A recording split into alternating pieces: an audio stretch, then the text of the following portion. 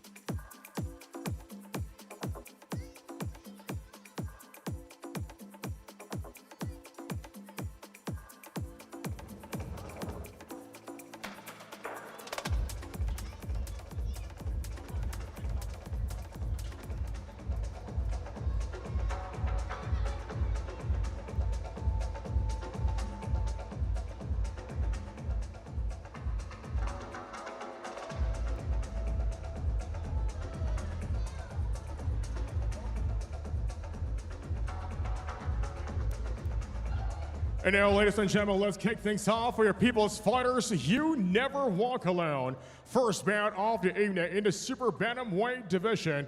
And this event is sanctioned by MEPB. First out, fighting out of the red corner, representing France, Ibrahim Boukedem. Coming home, I'm coming home.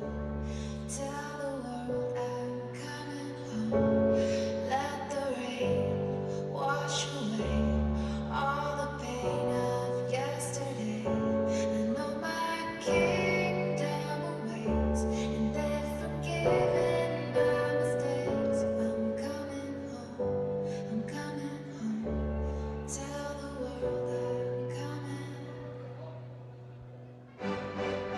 I'm back where I belong. Yeah, I never felt so strong. Yeah, I'm back feeling like there's nothing that I can't try. And if you with me, put your hands high. If you lost a life before, this one is for you. Me, put your hands high. The dreams are filled around. I hear some tears of a clown. I hate that song. I always feel like they talking to me when it comes on. Another day, another door. Another key, like I usually get mad. What am I supposed to do when the club lights come on? It's easy to be up, but it's harder to be shown. My twins ask me why I ain't married. Damn, I love this song. My son stands with a face like my own. He says he wants to be like me when he's grown. Shit, but I ain't finished strong. Another night, and never will close. Another day, another door. Still keys into this life, better than the world. Another life that I carry on the need to get back to the place I belong.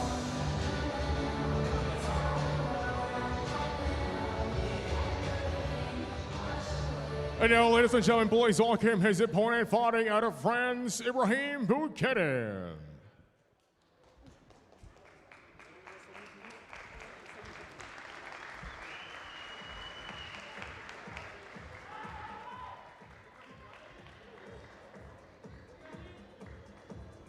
And now, ladies and gentlemen, please welcome fighting out of the UAE, Mustafa Rahimi. Jah will be waiting there, me a shout. Jah will be waiting there. In this world of calamity, dirty looks and grudges and jealousy, and police will abuse them authority. Media comes when I know about variety. The youngest veteran will go murder them slow. Grab a muffin, send the gun from the bush bungalow. But I watch it like a clear road, but it's not figure out. Emerge from the darkness and the big blood that out. The young man, them as someone spent like that get low. Some boy could have been like Bamba Figaro. Once I've trigger finger, chicken and then chicken dough. And two gun me on the post, in a stereo goes. I got to keep on rocking on the road to Zion.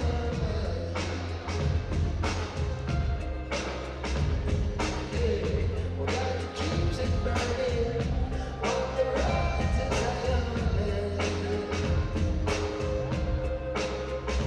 We need a new meditation without a doubt. Now when them take you like who them to go. Ladies and gentlemen, your first bout of the evening, super bantamweight division. 4 3-minute rounds. First out, fighting out of the red corner. This man, his professional debut tonight, fighting out of France, Ibrahim Boukedem.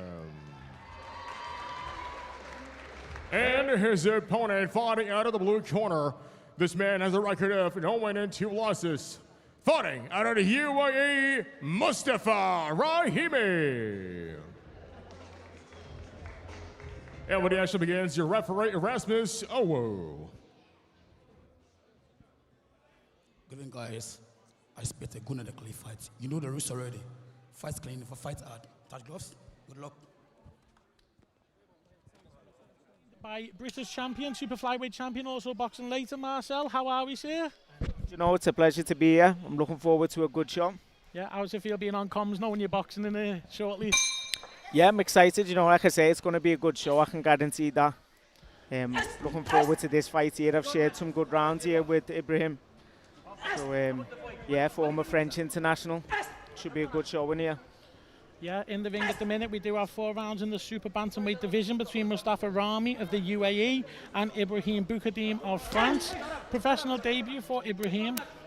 Lovely shot from him there as well, lovely right hook.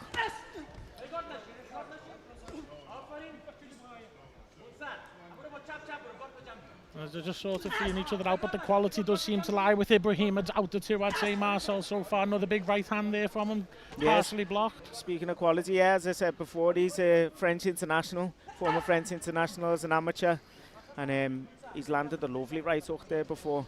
He's looking to make an impression here. So in sparring, what would you say were his main qualities we should look out for? Obviously, Mustafa Rami he's in with is 0-2.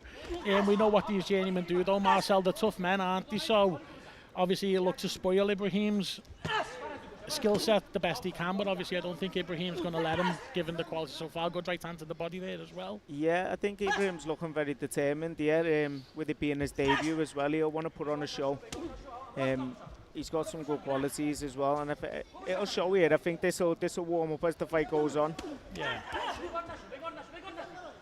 What do you think Ibrahim will be feeling, Marcel, after, as you say, being there an open class elite amateur in the international scene, coming out making his debut on a show like this? It is very different, isn't it, against the journeyman, but they're very tough men, and obviously it'll be different to what he's been used to boxing. What do you think you're seeing from him that'll show he's adapting over to the pro game? Yeah, I think he'll be looking to make a real impression, put some spite in his shots. I think you can see that through the look on his face when he's landing his shots. I think he'd like to get him out of there, but at the same time, I think he's going to be patient and not be too reckless.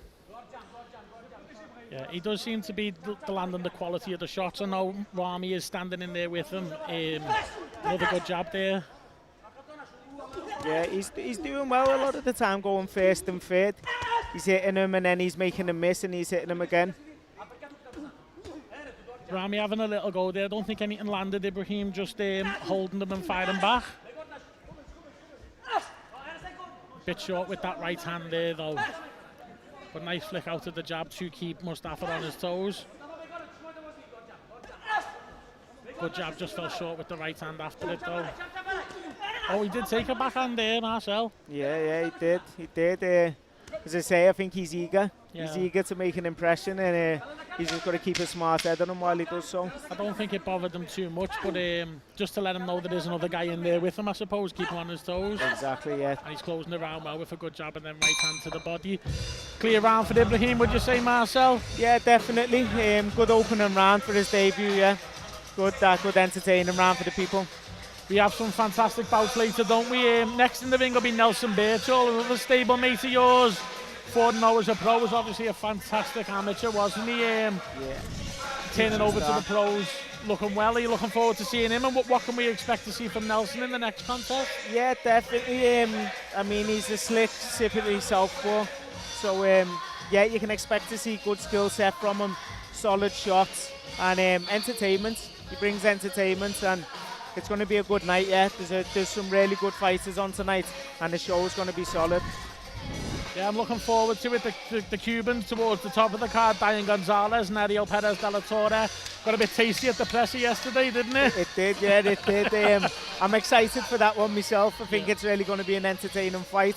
And I think everyone's engaged. Everyone's excited to see how it does go after all of the back and forth. Yeah, and we're just getting ready to go with the second round here. Ibrahim Boukadim of France, former French international amateur open class against Mustafa Rami of the UAE.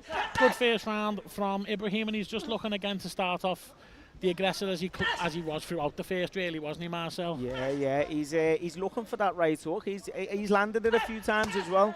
He's just landed it there to the body when he switched it. Yeah, he has had some success to the body. It fell a bit short of the head a couple of times, but yeah, no, he's very good at blocking as well, isn't he? Just seen there, very tight hands there as well.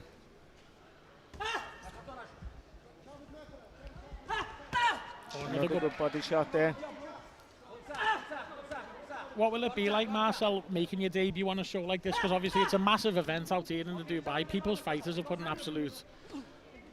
Yeah, I think it must be fantastic, to be honest, because when it's people's fighters, it's a 5-star experience, and to be able to have that as your debut, yeah, it's something to really be grateful for. And do you think it'll be any different too? Because obviously he was open class. He would have been fighting at a very high level as an amateur, but probably not in these settings. So is it different under these lights? Another good body shot. Yeah, it's definitely a different experience. You've got all the lights here, the glitz and glamour. As I say, 5-star experience here. We are in Al Habtoor Hilton, and it's really set up to be a good show. And he's putting on a good show here as well. He just looks like he's starting to push him back a bit as well. The big right hand and just a bit of spoiling there from Mustafa. Bundles Ibrahim Bukadim over to the canvas. Nothing in that. And our referee is Erasmus Uwu. Just letting them go through the motions there, I think, a bit, Marcel. Yeah, it's turning into a little bit more of a fight now. A little bit more entertaining for the people, I think. He's looking for that big backhand again. Let's go with a little 3 shots. Oh, he did take one there, Marcel. He did, yeah. Oh, and good right hook again. I think this might have been a clash of heads there by the looks of things. I'm not too sure. Yeah, Mustafa claiming to the head. It did look like the heads came together, I think. He's really wincing in pain there as well. Our referee Erasmus Ubu just tending to him, seeing if he's okay, give him a little break. I've just got to wonder now whether he jumps on him here and tries to get him out of there, because he's definitely hurt. Yeah. He's looking to the body again as well. Good right uppercut through the middle there. And that backhand to the body again. Left hook. He's looking for that uppercut through the middle now, Marcel. It missed there. Yeah, it's a low blow now as well. Yeah. Do you think Mustafa's looking for things here a little bit now because it's turning up the heat a bit, or do you think they were genuine fouls? Yeah, well, he seemed to start engaging a lot more there. I think he didn't like that, whether it was a clash of heads, whatever it was, he didn't like it, and he decided to show he was not just there to be rolled over. Yeah. Coming to the end of this second round, I'd say another round for Bukadim, would you, Marcel? I would, yeah, I would. I'd say more of an entertaining round for the people as well. Yeah, I think obviously Mustafa in the away corner against the open class international amateur, probably up against it. Might have just had a look in the first, but in the second I do think he looks a bit more ragged of the two going back to his corner. Yeah, definitely. He is blowing there. Looking at the two of them, he's breathing a lot heavier. And he was hurt there on more than one occasion. Whether that was a low blow or clash of heads, he was still hurt on 2 occasions. So, yeah, it's interesting now going into this third round. I'm just seeing a replay there of some of the action from that round. See if it shows backhand to the body there from Ibrahim. Nice right up there. Yeah. I think that landed on the chin and chest. I'm just trying to see if it shows where Mustafa was complaining. Yeah, heads coming together to touch it unintentionally at times. Some good head movement there from Ibrahim. As we get out for the third round.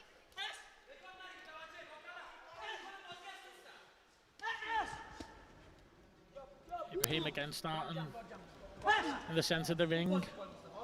Commanding the centre with that jab. Don't think it's landed as such, but certainly nothing coming back yet from Mustafa of note. Yeah. Mustafa is looking more lively on his feet this round. Solid jab there from Ibrahim. Yeah, Mustafa Rahami a bit wide with that left hook. He tried to land himself, and Ibrahim Bukadim come back with the quality shots there. Oh, good left hook to the body. Covering up well there as well. Nice left hook to the body again, as he looks to press. He's looking for that a few times in this third round, in the first minute of it there, Marcel. Yeah, he is definitely, yeah. I think he's looking to press more so here this round. You do get the vibe he's in control of the proceedings, doesn't he? And I don't really think Mustafa's obviously been tough in game. He's took some shots, but I do think the real quality has come from Ibrahim Bukadim in this contest. It has, yeah. He looks more in control, and one thing this round, he's definitely going to the body a lot more this round.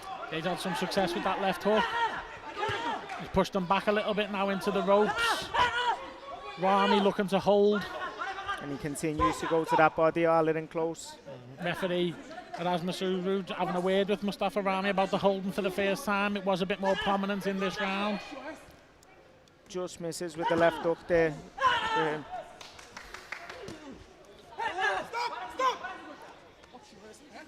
think Was that that was another it. heads coming together? I think so. Looks to be the case. He's complaining about his eye. Yeah, it was. I think it was unintentional if it was a head clash. Yeah. Another left hook to the body was in the mix there, and the right uppercut through the middle. Both fighters looking to go to the body there. Hook the body, hook the head there from Bukhadeen. I'd say it's warmed up and picked up into more of a fight now. Yeah. Solid onslaught here from Ibrahim. Yeah, it looks like he's able to back Rami up a little bit now. Go to work on him in the corner, in his own blue corner there.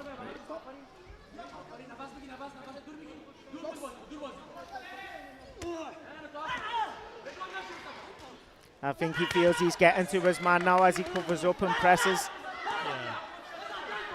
You see Rami answering back, but it's not with the same spite or intention that Bukhadeen is putting with his output. No, it's not. Doesn't seem to be able to pierce his guard. And I think Ibrahim's aware of that. And he's starting to press more. Yeah, as we come to the end of the third round, I'd say another good round for Bukhadeen. Definitely, definitely.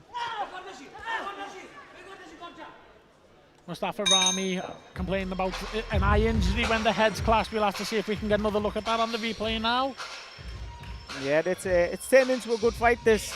It's getting better progressively as the rounds go on.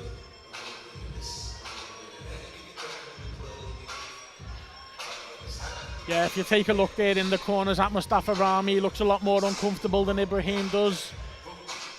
Yeah, I don't think he's enjoying the experience in the same way that Ibrahim is. So, let's take a look at the replays.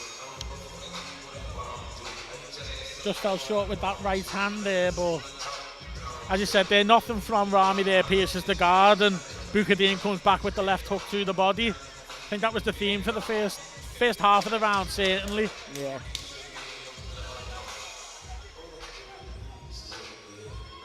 Just trying to see if it does show us that head clash that he was it that? Yeah, I think that was it, yeah, there. Clash of the heads, unintentional. Yeah, totally unintentional. As a fighter, Marcel, have you just got to crack on when that happens? Yeah, definitely. I mean, you can't even be showing that you are hurt if it does hurt, because no one's coming to save you. No. So you got to crack on and get on with it. Oh, we have a nice right up there from Ibrahim. He's looking to follow that right up after the left hook to the body. Two hooks there. Forcing Rami back again. Double hook again. Body then head and then a right hand to follow. He is, yeah. Mustafa came out this round looking to go to the body, but now that he's being pressed, it seems to have stopped. On your debut like this, Marcel, could you get a bit carried away looking for the stoppage? Definitely, I think it's always there's always a chance of that on people's debuts. You want to make an impression, and being on such a good show like this, I mean, you definitely want to make an impression. So, yeah, definitely. Again, there, anything from Rami didn't seem to pierce the guard of Bukhadeen, as you commented before, Marcel. I think he's pretty much able to take that and then get his own work done. Again, they're looking for the hooks to the body before bringing it upstairs. Yeah, his defence has been good at times. His guard's been quite solid. And I think he's looking to close that distance and find the openings when his opponent is throwing. Yeah. Uppercut piercing through there. We're coming up to the halfway stage of this final round now. And a good left hand there. Yeah, good. A little stumble back there from Mustafa Rami.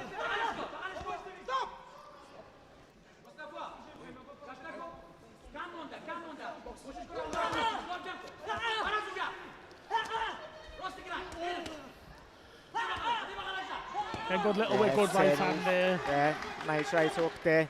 both fighters here engaging. It's definitely turning into more of a fight this round here. I say that left hook to body, then following up to the right to the head has been Bukadin's trademark in this one. It has, yeah, he's just landed that same left hook to the body there. Didn't follow it up that time, but he still landed it. Yeah, Rami proving himself to be a very tough operator. This is good for the debut to get 4 rounds where you're working away though, isn't it, Marcel, under these lights? It's not like he's not being a pushover, certainly. He's just being maybe a bit out of his depth quality-wise. Yeah, I think it's a really good experience for this debut. His opponent is firing back. Whenever he puts it on him, his opponent's coming back and showing he's not just there to roll over. Yeah. You know what I mean? So it's a good experience for Ibrahim here. As we come into the last 20 seconds of the debut of Ibrahim Bukadin, do you think we'll be looking at 40-36, Marcel? So far, yeah. Definitely looking at a 40-36, unless, of course, he tries to get him out there and succeeds. Yeah, we had the last 10 seconds there. Is he going to have a little go? I think he is. On the right hand to the head. Also making Rami miss and sort of bundles him over as we come to the end there. And Ibrahim raises his hands there. I think he knows he's got it there. I'd say so myself. Yeah, very solid debut. We'll see how our judges, Casey Kubican, Gary Kitanowski and Mike Hale have scored this contest. Just being joined ringside by former WBO champion of the world, Paul Weir. As we await the results of this contest. See some of the replay of the highlights. Big backhand there. Solid right up there, lovely. And that left hook to the body and coming over the top again, like you mentioned before. And as you mentioned, it was after blocking a shot from from Mustafa rather. Sorry, that didn't really seem to be able to penetrate that guard of Ibrahim Bukadin. But you had a very good debut there on a massive platform. So you said you've done some sparring with him. Are we expecting more? Yeah. I've sparred a few rounds with him the last few weeks in preparation. And it's been good, solid sparring. We've had some quality workouts here. As I say, the whole experience with people's fighters has been 5-star. From the training and sparring to the show here. It does look like my fellow MC Stevie is now getting ready to enter the ring and give us our results. So we should look forward to hearing the results of this contest now between Mustafa Rami and Ibrahim Bukadin.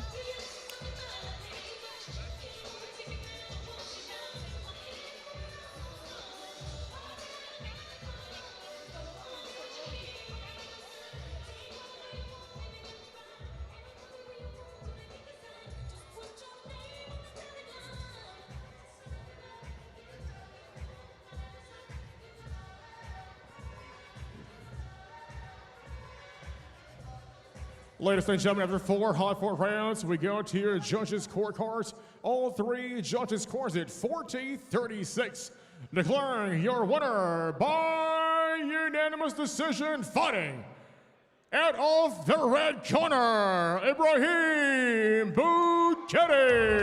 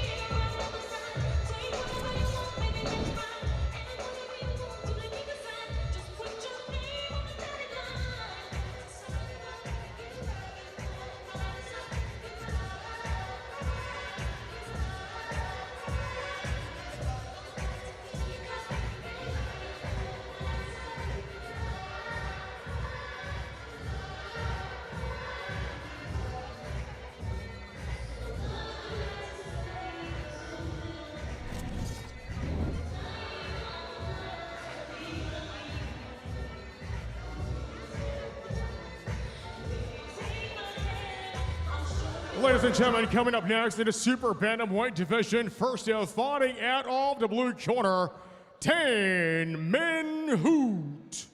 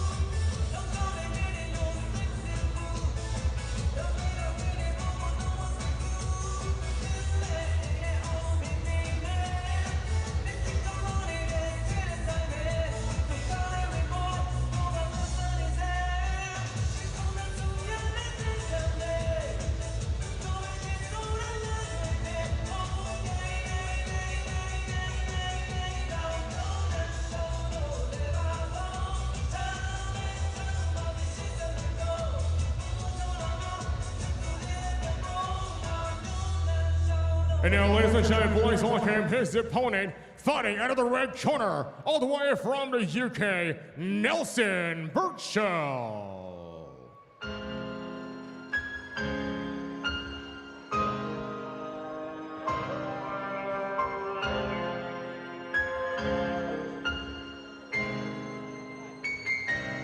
I'm a champion, I'm a hero, I'm gonna ride till my time gets zero. I'm a hustler, I'm a gangster, I'm every fucking thing they told ya. Or maybe I'm a knockoff, maybe I'm just a fraud. Maybe I ain't gonna never see the fucking face of God. Maybe I ain't no Spartan, maybe I ain't no king. But one thing I'ma tell you, I was fucking born to win. Never look for trouble, but I never ran. I don't take no orders, no kind of money. I'm only made out of flesh, blood, and bone. But if you gonna start a rumble, don't you try it hard. We gonna have evil.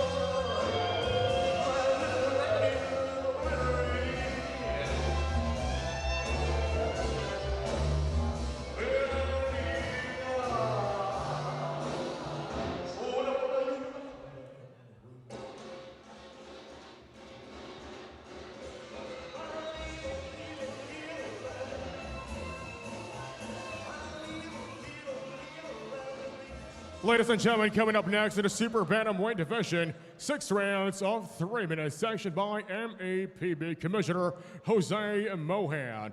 Introducing first the fighter out of the blue corner, fighting out of the UAE, his record 1 loss and no win and no draw, Tan Min Hoot. And fighting across the ring, fighting out of the red corner, this man has a record of 4 wins and no defeat, weighing in at 60.1 kilos, representing the United Kingdom. Give it up for Nelson Birchall. And when the action begins, your referee in charge, Andrei Chivalov.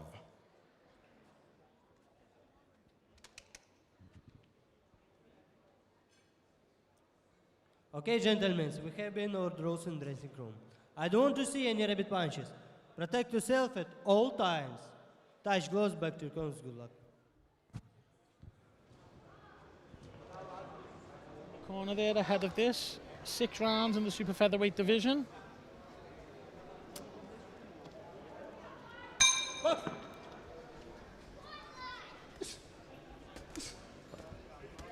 So cool.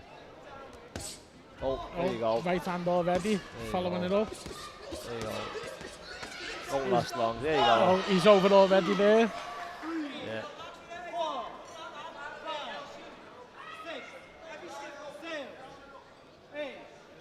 Quick as first round there. Yeah, the sexy one living up to his name there. He's not missing with that right hook.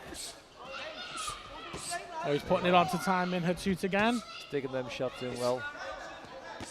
Yeah, he's digging them in very well, isn't he? And He looks a weight or two above the size of him compared to him.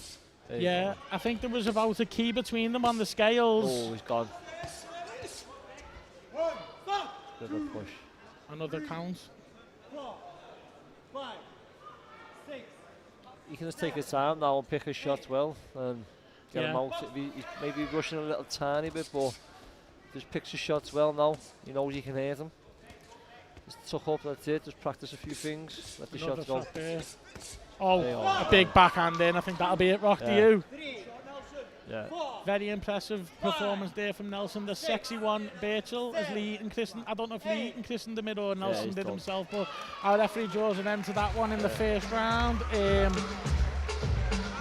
What will Nelson take from that, Rock? Because obviously I think everything he landed was successful. Yeah, he was you know, a class above, strong, strength, shots was, you know, really strong. So it's probably the ideal for him. You know, he's out here training, get a fight in, and then, you know, get back next couple of weeks to fight on the undercard as Nick Ball, and, you know, just a good performance. Just showing there the big left hand that landed.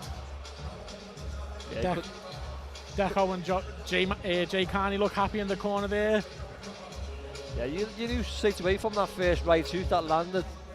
It hurt him straight away, so he knew that any shot I want to throw now, I know I can hurt him. Now moves to 5-0 with 2 stoppages. So good start to his pro career, and I think obviously they'll be looking to keep him active, and I believe his brother Leighton gets called the British Lomachenko, is looking to turn over as well. So that'll be a good couple of years ahead. Nelson telling the MC there to call him the sexy one. Can't see where I can see the sexy one.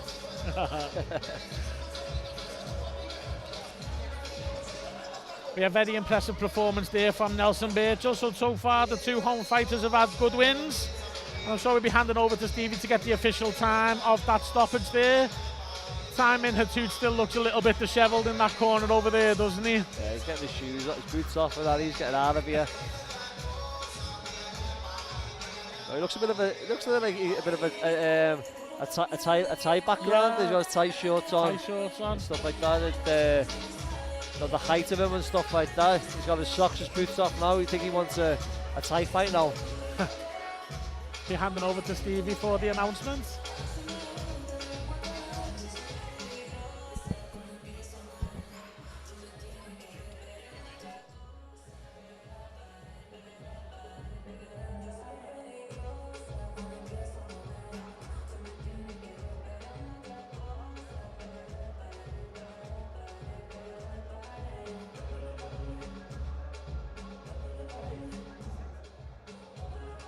Ladies and gentlemen, this bout is stopped in the very first round, declaring your winner by TKO from the red corner, Nelson, the sexy one, Birchall.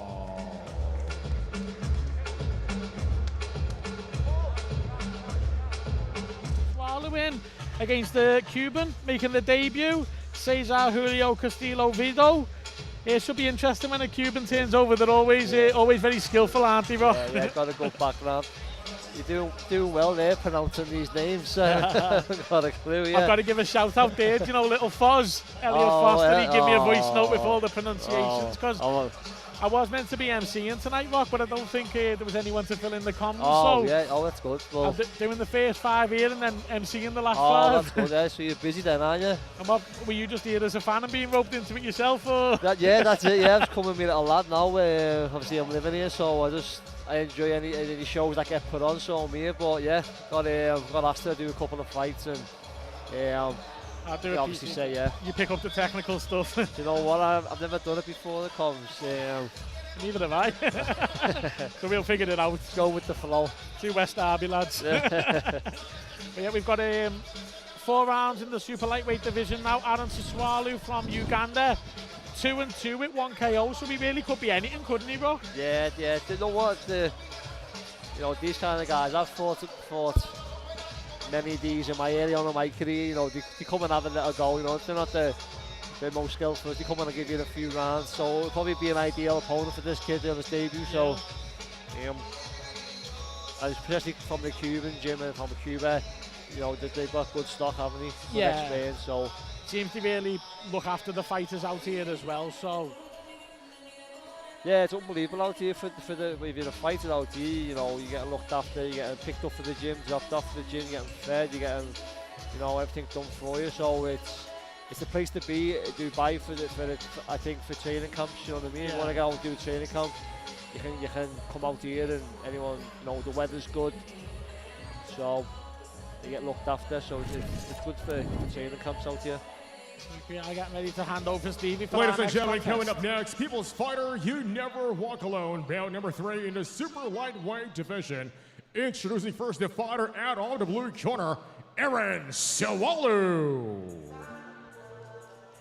Here comes Aaron Sawalu from Uganda, 2-2 with 1 KO. 50-50 record like that, Rock. Is he maybe quite not in journeyman mode yet, and could see this as an opportunity, or? Yeah, you know what? Listen, I've been out here many years, and do you know what? No back at home when you have the journeyman fighting at home against prospects where you just cover up. Over here, these guys just go for it. These see this as a big world title fight. These guys, yeah. You don't see journeyman back at home. You know, all the kits are like this. Yeah. They always bring a good support. There's loads. You lay them on the minute in the background. They bring a good crowd. These guys over here. So we were saying earlier in the day, the difference between at home a little bit is these featherweights, the 2 Cubans, are 14-0 against 11-1 in a non-title fight. We wouldn't get that at home, would we? No. I've seen plenty of shows here, and I'm like, wow, this kid's they're up the same record, supposed to be a journeyman. There's no chance of giving them hard fights, so it's great. I think I've seen this kid box before. Have you? I think I have, yeah. And he's very game. Yeah, I'm sure I recognise him. He boxed on the round 10 show. Did he? Let's see if we can get his, when was that? October last year, maybe, no? It looks like his last 2 fights have been wins out here in Dubai. Yeah, that's where I see him last year. Abu Dhabi, yeah, see, I was there. Hand over to Steve. And now, ladies and gentlemen, his opponent fighting out of the red corner, all the way from Cuba, Cesar Julio Castillo Vidal.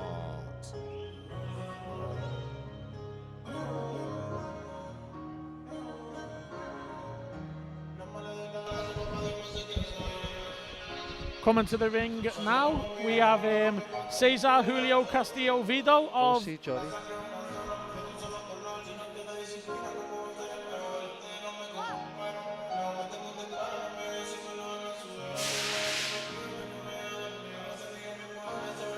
Another people's fighter boxer making his debut, Cesar Julio Castillo Vidal. Look, Foz, as I said to Foz earlier, I don't want to stereotype anybody, but I've never seen a Cuban who isn't skillful as you see. No.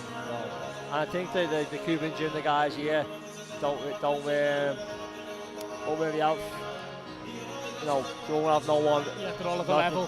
Yeah, good level. They look after them, you back them, so it's a good setup. It's a good. Yeah, as you say, Rock, you've lived over here for a number of years now. Is boxing getting more popular? Yeah, it is. It just needs to be a bit more regular. But it is, yeah, it's getting more popular. Like this now, getting shows like this, you know, you got a couple of Scouts kids on there, you know, look at the crowd here already, it's only early, so, you know, hopefully it's a success and you keep on doing it. I think we hand over to Stevie to introduce this. 4 rounds in the super lightweight division.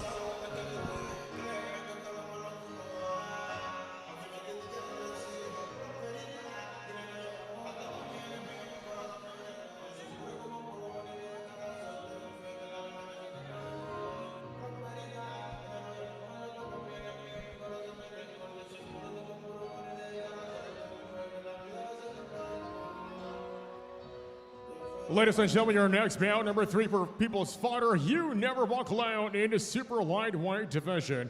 Introducing first the boxer out off the blue corner. To my left, this man has a record of 2 wins and 2 defeats weighing in at 63.7 kilos. All the way from Uganda, Aaron Sewalu. And now his opponent fighting out of the red corner. This man weighs in 62.3 kilos, and tonight he makes his professional debut. All the way from Cuba, Cesar Julio Castillo. And when he actually begins, your referee in charge, Andre Chivolo. Another thing I didn't realise there, Rock, until the graphic came up on the screen, they're 19 and 21, these two lads. Okay, gentlemen. Young. We have been on the rules in dressing room. I don't want to see any rabbit punches. Protect yourself at all times. A few years ahead Touch of gloves, themselves back now. to And I see there, Aaron Saswalu in the blue corner, the Ugandan boxer there. He is 2-2, but it looks like he lost his first two and then he's won his two he's had out here. So, and as you said, you've seen him before. But did he look good? Yeah, look good. Like, yeah, good to a level, but just game. Got it with everything can still come at the kid, and I think he got put. Look, his game just comes at it. He's looking at him. Oh, looked like a long right hand there from Cesar Julio Castillo Vido. He came back with a left hook. Just settled down. Someone like Saswalu maybe try to swarm Cesar on his debut. Yeah, as I said before, I've seen him, his game. He'll come at him all night like this, and you know, he needs to put a dent in him early on and get the respect and, you know, get the shots off and move like that there. Yeah, good right hand the body.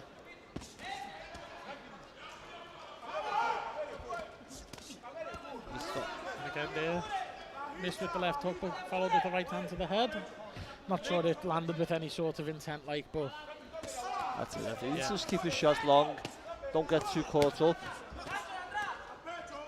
Because this kid comes at you all night and he'll be there, so you just need to pick his shots well, catch and move, and go again. Yeah, I think, as you called it there, from that first minute of action we've seen there, that when it's at rage, Cesar does look the much more comfortable of the two, doesn't he? Obviously, he's a lot taller than him, but you just keep it long, get the jab out now, step back, walk him onto the shots. There you go, see there. Yeah. But he's just smothering a little bit now at the moment, so he needs to just keep it. Yeah, there you go. Keep that jab. Our referee Andrei Shelanov just separating the fighters there, and the right hand there again and again. Another one. Still coming back after he hits him. He's still coming back with a few.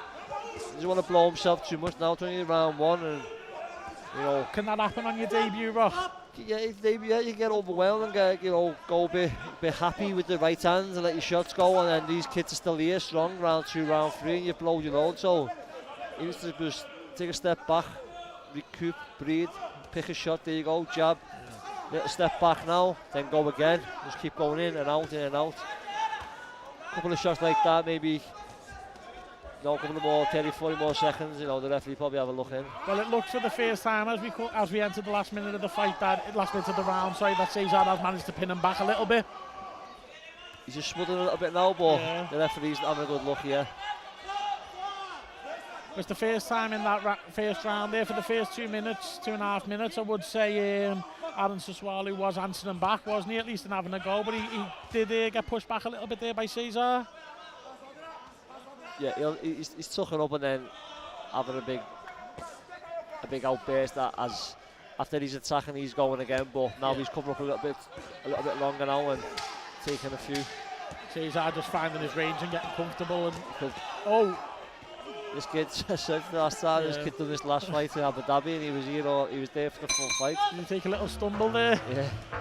He'll still keep coming. Would you say that was a round for Cesar? Yeah. Good first round. He just if he just settles down a little bit more now, works behind the jab and letting the shots go, you know, he'll probably get a man of in this round. Something I have noticed different to home as well, Rock, is the way the 4 rounds have got judges, scoring judges. Oh yeah. They'll have their own commission out here, their own thing, so maybe it's a thing to look to in the future. Just let the referee enforce the rules and make sure the lads are safe in the ring. Yeah.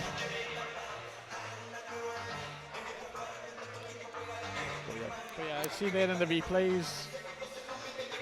Yeah, he's catching with great shots, and then sometimes he's catching them under gloves because he's smothering his work, but once he goes long, let the jab go and stays long, he's catching him. Yeah. I think the final minutes of that is where he showed his class there a little bit, Cesar. I think, Adam, as you said, a very, very game boxer, tough man, swing all day, but I think in that final minute it caught up with him a little bit. Yeah, and if he starts this round, picking the shots like that, he knows. Oh, a few quality backhands there. See, and Aaron looking to hold and spoil a little bit again, a lot quicker than he was in the first round. He's just staying a little bit too close, letting the body shots go and then getting caught as he's coming out. So if he just keeps it long and on that jab, right hand over the top, right hooks around the stick, go around the side. Now there you go, see, then work down the body. Just keep picking them apart. Yeah. Bit of a wild chopping shot there, the referee's just having a little word. I think he pushed him, or you were saying. For pushing.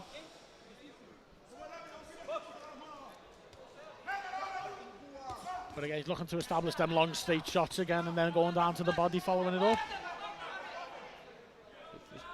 Back on the jab.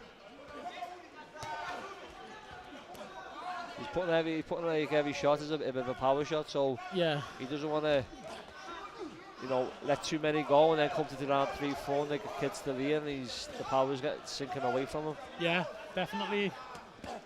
Oh, he's awesome. What a shot that was. That was a good shot. Buckled the legs as he jumped up a little bit quick there. 6, 7, 8. You ready to go again? This you guy. Ready? Second round. See if he just picks a shot now, just doesn't go too much. There you go. Step away, towels in. Towels in. Oh, and the shot after the towel come in, but yeah, I think that was a fair stoppage there. There you go. It was a heavy knockdown, wasn't it? He's taking too many blows to the head. Heavy knockdown, and I'm not sure, he seemed to jump up on 3, didn't he, Doc? And yeah, our referee there, Andrei Shelanov, waves that contest off in the second round. So another good win. A debut win another good win for the home fighters, and a very good debut for Cesar Julio Castillo Vido. We get him a chair. No.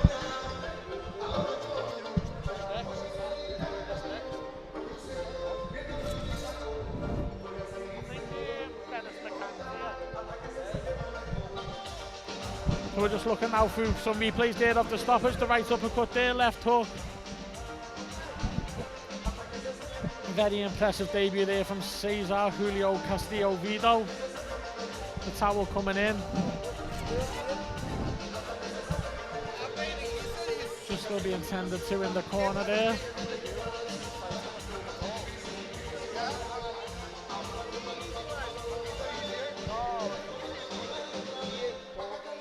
And we'll get ready to hand over to our MC Stevie for the results.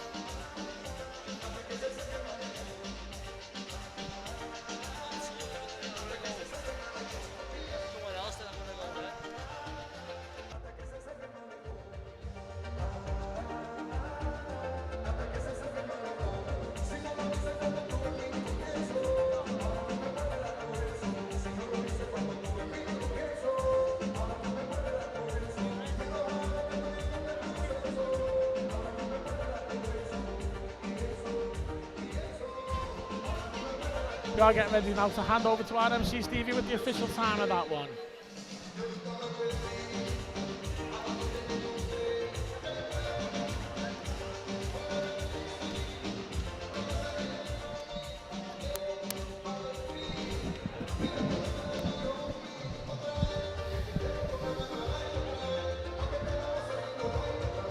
Ladies and gentlemen, referee Andrei Chivalov's called a stop to this bout with 1:21 left in round number 2.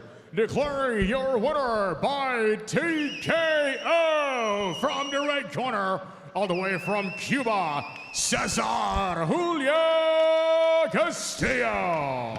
So a good debut there. We've got a Scouts kid on next, Roch. Frankie Stringer, 7-0. What will it be like for a young Scouts lad like that, mate, getting on a show like this? Look, this kid looks like he's fine. Looks like an all right record. They will, 16 KOs. You got a knockout. Yeah, he's knockout. 24-12 with 16 knockouts. So it's a bit of a bit of a good step up for Frankie. Got nearly over double the knockouts that Frankie's had fights, but looks a real talent, Frankie, doesn't he? And I know Beefy manages him, I think, and speaks very highly of him. Yeah, he got a good amateur background, hasn't he? So, and obviously from the Thunder gym, so he's got a good background, good coaches around him. So he's one to look forward to the future for. A 6th rounder for him as well. I know Joe was saying yesterday on his IFL interview that Frankie's record might not suggest it because he hasn't got a stoppage yet, but he is a strong lad.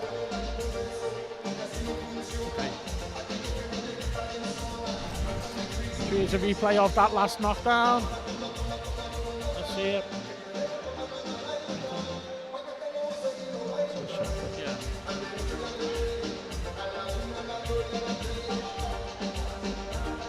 What are you looking at there, Rocky, from Cesar? Look, good pressure fight. You know, every shot was a power shot, so. Big uppercut there. Yeah. Left hook, uppercut, left hook. It's a proper onslaught, that, isn't it? Yeah, yeah. Especially put him down the first. You know, when he put him down, his legs were gone, so he went in for the kill then.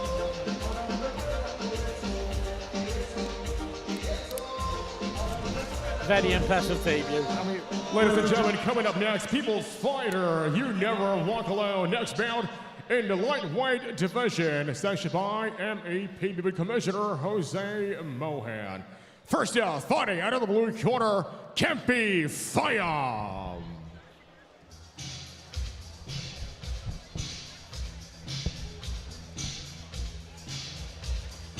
So Kempi Fayam from Thailand making his way to the ring now, Rock. As we've said there, I can't say I've ever seen him box before, but 24 wins, 12 losses, 2 draws with 16 wins by way of knockout. See the legs on him? Yeah. Hey, the legs on him. But look, they all come from that Thai background, don't they? Thai fighting background, boxing background. So he looks, you know, he looks a strong operator. You know, he says he's got 16 KOs, so he's not the journeyman. Is he? He's here to give Frankie a test. So this could be the step up that Frankie needed now.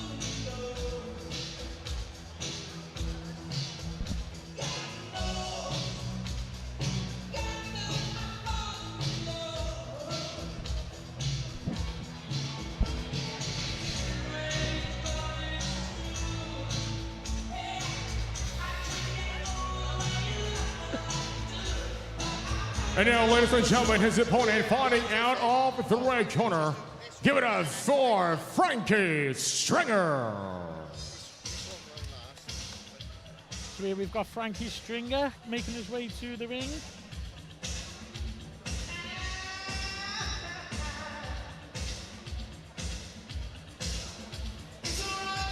Yeah, Rock has a 8-bout. This is his 8th contest as a pro now, Frankie, a 6th round. Is this a good test for that stage, do you think? Yeah, definitely, yeah. Looks it, you know, as I say, we haven't seen much of this guy, but his record seems that he's, you know, he comes to win, he's got knockouts, so yeah, good test for Frankie now to take on and then, you know, push on from here.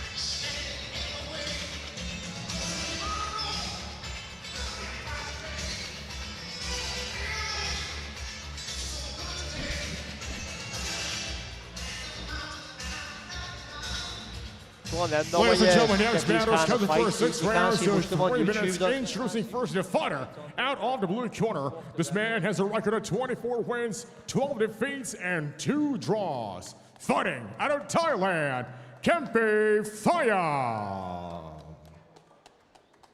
And his opponent fighting out of the red corner. This man has a perfect record of 7 wins and no defeats. Fighting out of the United Kingdom. Give it up for Frankie Stringer. And when the action begins, the referee in charge, Erasmus Owu. Nicknamed the Pretty Boy is Frankie.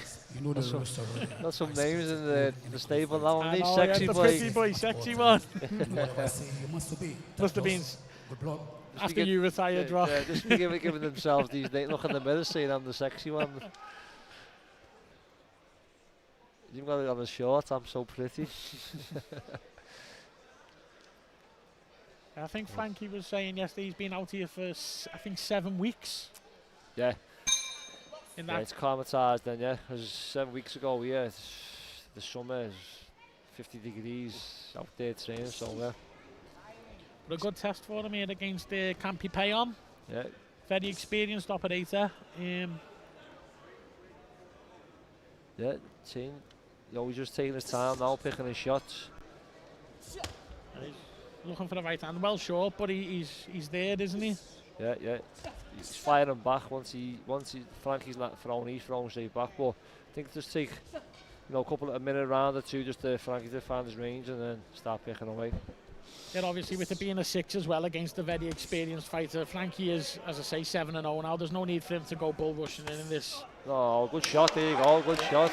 Cracking shot there, just picked it well, see, time well. I know we're both commentating debuts, but done him, yeah. Our first case to commentator, what Perfect a brilliant shot from Frankie Stringer to the body there. What a way to get your first stoppage, we were just saying. Once he picks his shots, settled down the first couple of minutes, now there you go, caught and great.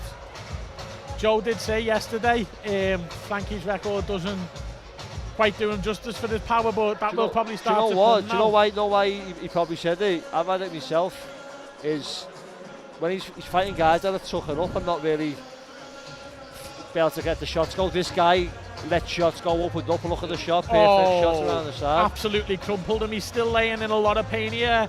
Campy Payon a fantastic left hook to the body, felt it to the head, little jab, right hand and bang. What a quality shot. Yeah.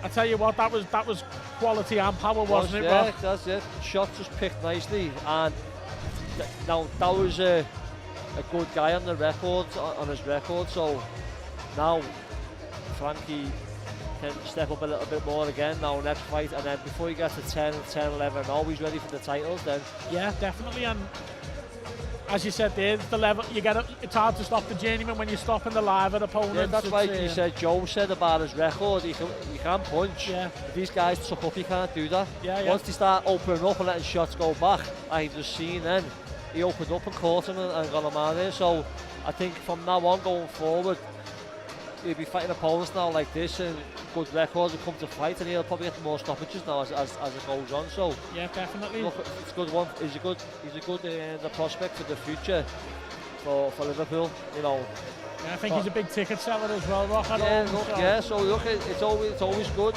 He's got a good team behind him. He's got the coaches in a good gym. So a good stable of fighters, hungry fighters. So as you're saying, once you're all working alongside each other, you all push each other, and they're all hungry young fighters. So there'll be a lot of competition in the gym. Friendly competition. We want to get there first, want to get the best runs, the best times, this, that, the other. So it puts them in great stead for the future fights. It does look there. Campy's sitting down again in the corner, but he was in trouble for a little while there, wasn't he, Doc? Yeah, just took the sail out of him. So once you connect them body shots and get them well made, there's no recovery from them. Yeah, it was set up perfectly as well, wasn't it? Yeah, right hook around the side, yeah, with the body. He's probably been working on that all camp. We get over to Stevie for the results again. Frankie Stringer now 8-0.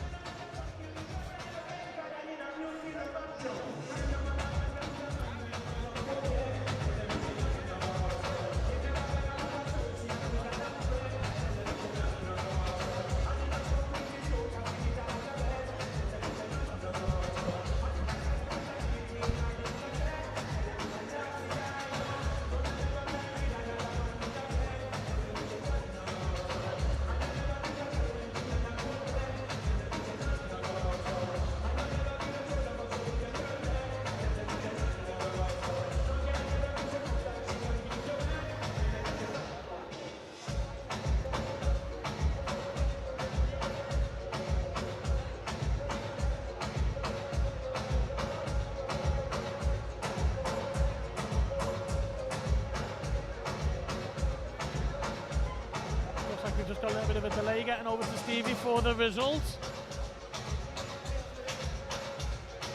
Frankie just speaking to Jay Carney there, and then we'll hand over to Stevie. Ladies and gentlemen, referee Rasmus always is bound in the very first round, declaring your winner by knockout from the red corner, Frankie Stringer. Very good step up there, wasn't it, Locke? And just on the replay, the quality, the way he set that shot up was tremendous and thrown with proper spite and tremendous shot. Yeah, definitely. As I said, then he's probably been working on them shots in the gym all camp, all week. For the last 7 weeks, he's probably been working on the body work, right hand over top, body down, so it pays off. We've got Pretty Boy and the Sexy One both in the ring now. I don't know about the three though.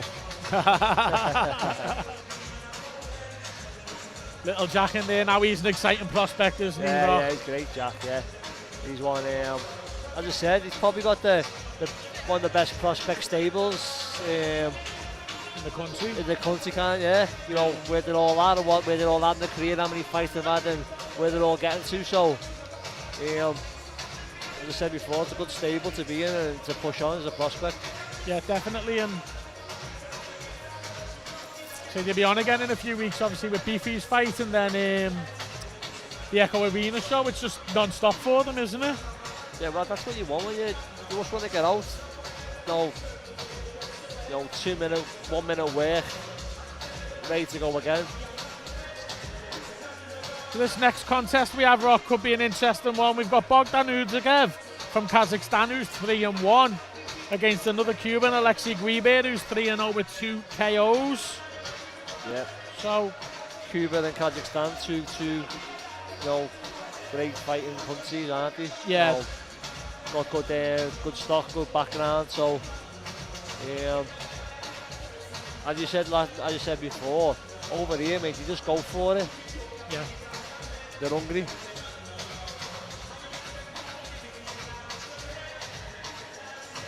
Ladies and gentlemen, coming up out number 5 in the super lightweight division. First fighting out of the blue corner. Give it out for Bogdan Udzagev.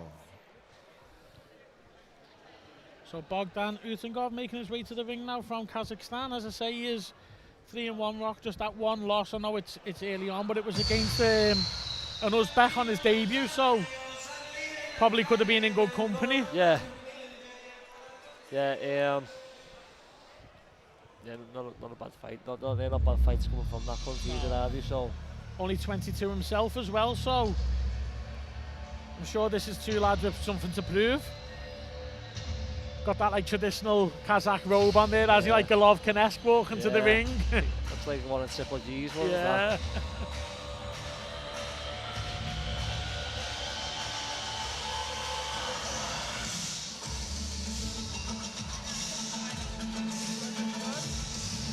Got 6 rounds in the super lightweight division now.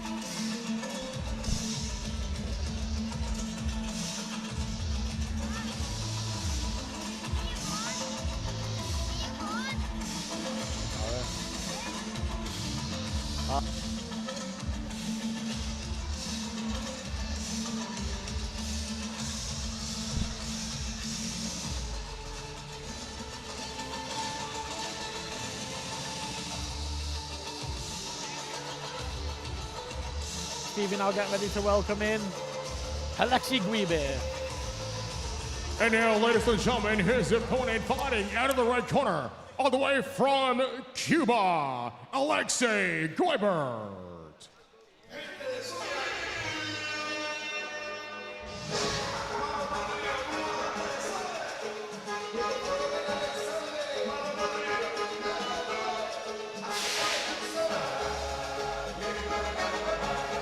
I just noticed on Udzagev's short, Rock, it says Friday attention. I'm not too sure what that means, but it looks good, doesn't it? Oh yeah, got his hat on as well.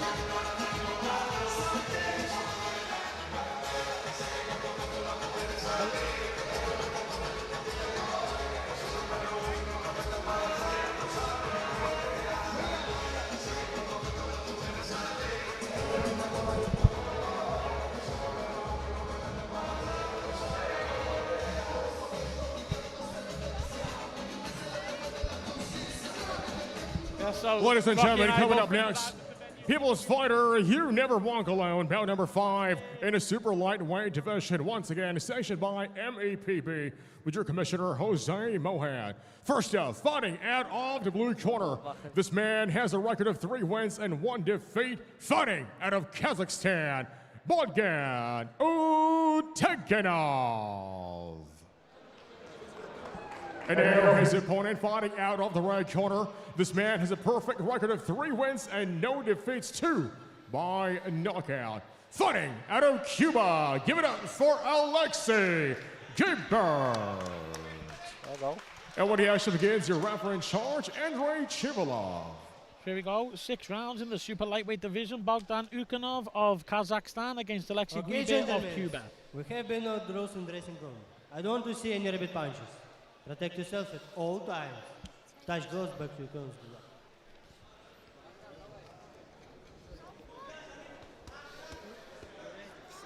Rocky's lads joining us on commentary now, it seems. He loves it. Does he love his boxing, Rock? Loves it, yeah. More football.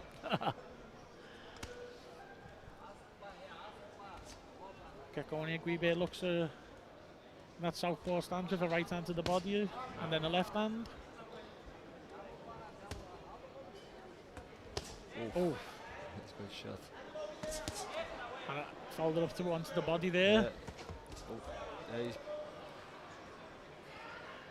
taking his time, picking his shots. There's been some quality body shots thrown there. Obviously, I don't think they've had much spike behind them yet, but we are only 30 seconds into the contest. Utekinov having a go back now.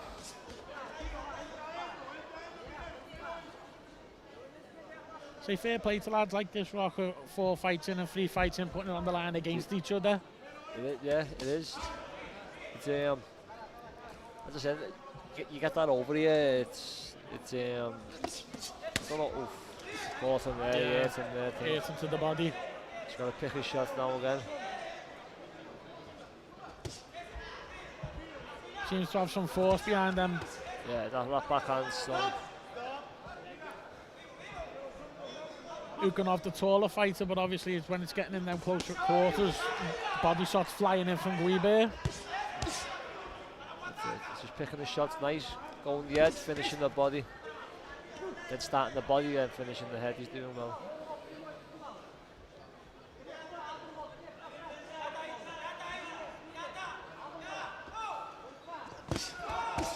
Yeah, looking another good backhand to the body there. Utekinov having a little go back there. I think. Yeah, he's taking a few, then giving a few back, but he's not. He hasn't established them shots where he's pushing this Guibert kid. back. Yeah. Yeah. One sec.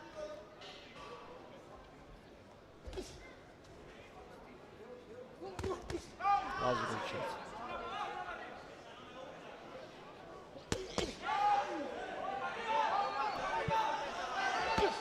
Yeah, he's just pushing him back up there as we end in this last minute of this round. The referee just having a little word with him there, Rock.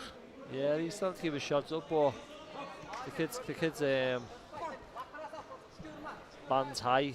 Well, he's working the body well, this kid. He's not missing. Yeah. Guibert looks a strong boxer, doesn't he? A lot of quality in the shots as well, as you said, picking them very well, but when they go, the spike behind them, and again there. Yeah, he's making them miss and then making them pay straight away. So there you go. Entering the last 10 seconds of this round, would you say it was a Guibert round, Rock? Yeah. The Cuban? He's caught him with a good shot. That was a good shot. Yeah. That is.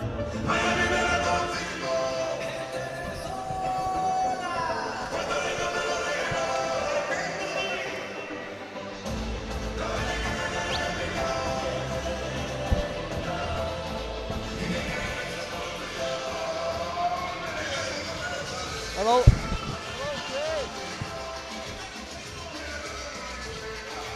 Just between rounds here now.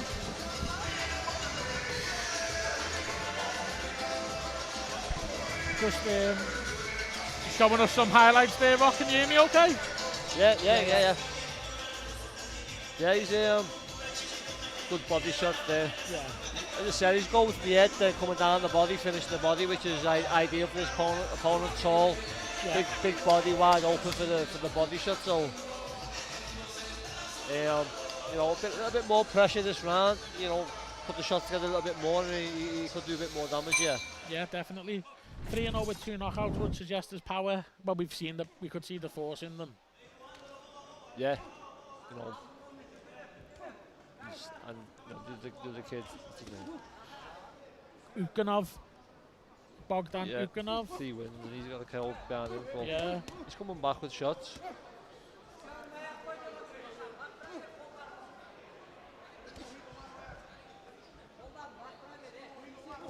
It is a fantastic venue, isn't it, Rock, as well? I mean, the show is sensational. Yeah, Cubans always put a good show on. The last one was outdoors, the Emirates Golf Club. Outdoor venue was unbelievable. Nice weather. It was great. They always put a good show on. They always bring a good crowd as well. So it's the atmosphere is great here. Yeah. It's something that's building nicely here in Dubai. They got a little bit tasty there, the referee having a word with them. I think there was a bit of pushing in each other's face. Our referee there, Andrei Sherlinov.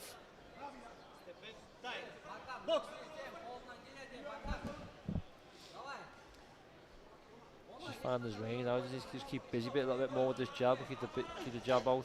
Yep. And then attack again. 2-phase attacks. Attack and then go again.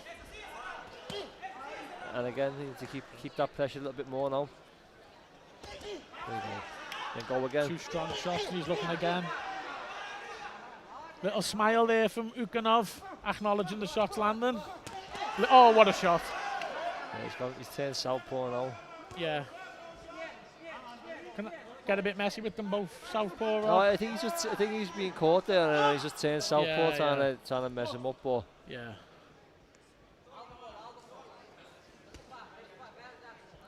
I think the little salvo there from Guibe was the best bit.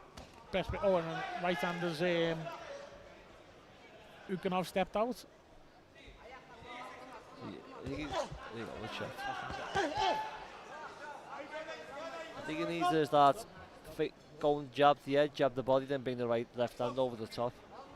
Mix it up. That's a good shot. Referee interjecting for that hit behind the head. Hit behind the head.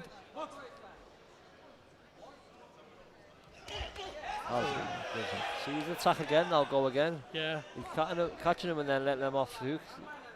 Stepping up a little bit more now. Do you think that could be wary of that Ukanov is still a 3-1 with 1 knockout, not rushing in, or do you think he's just No, he's you know, he knows he can punch now, so he's on the back foot now. But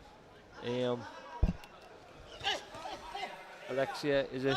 Alexei, yeah, he's catching him with the 2 shots, but then he's not following up again. So if he follows up again, he could do a little bit more damage, then go again now. See, he's just angle fire on 2 shots and staying there. Yeah. Another round for Guibe, I'd say there. Yeah, he's comfortable, he's picking the shots well, he's catching them well.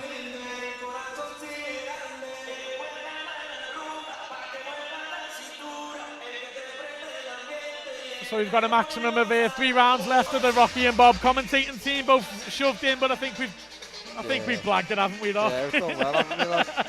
Yeah. See what you see, innit?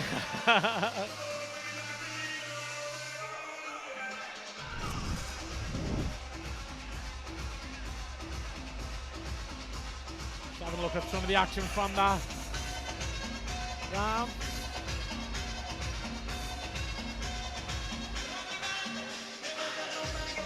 Yeah, I think as we look at the highlights here, Rock, anything of note did come from Alexei Guibe, didn't it, really? Yeah, clean the shots. You know, he's having a go back now and again, but he's getting out with the cleaner shots. I think if he just starts stepping the pace up a little bit more now, he could do a little bit more damage. Yeah, definitely. We do enter the 3rd round of this 6th rounder. Super lightweight division. Bogdan Ukanov in the dark shorts against Alexei Guibe of Cuba in the white with the red trim. By our reckoning, Guibe is a couple of rounds up. And looking the stronger of the 2, Rock, I'd say. Yeah, Just like still in first gear, he's just picking his shots. There you go. He's like to see a little bit more tempo, a few more. There you go, like that now. So he went again there, Rock, with what you've been asking for. Ukanov calling him on. Do you think that was a bit of putting a... Yeah, he caught him there. He's probably a little bit hurt. He's like, let's have another go. But I think... He's having a little go back, but good movement there from Guibe.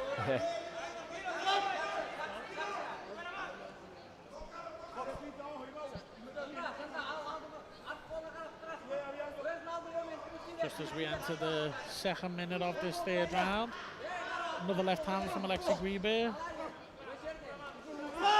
Steps in our referee. Andrei Shelanov splitting the fighters up there. Little shrug of the shoulders from Ukanov.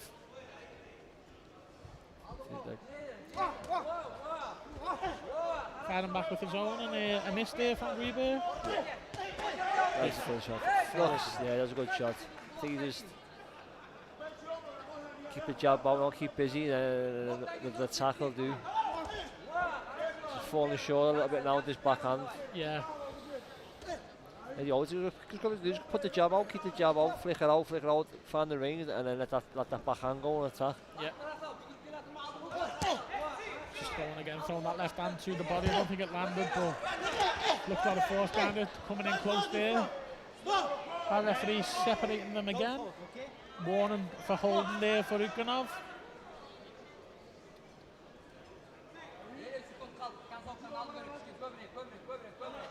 Just waiting now. He's getting a breather now, but he should be attacking now while he's taking the breath. Yeah. Keep him busy, keep the jab out, head, body.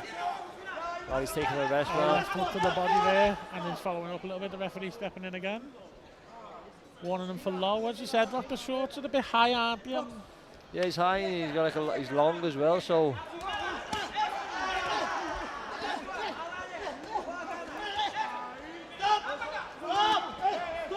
Both fighting through the referee's instructions there, though. He's all timing out, going to have a word with them both. I think he's hitting on the break. Yeah, I think he had told them to stop twice there, our referee, Andrei Shelanov.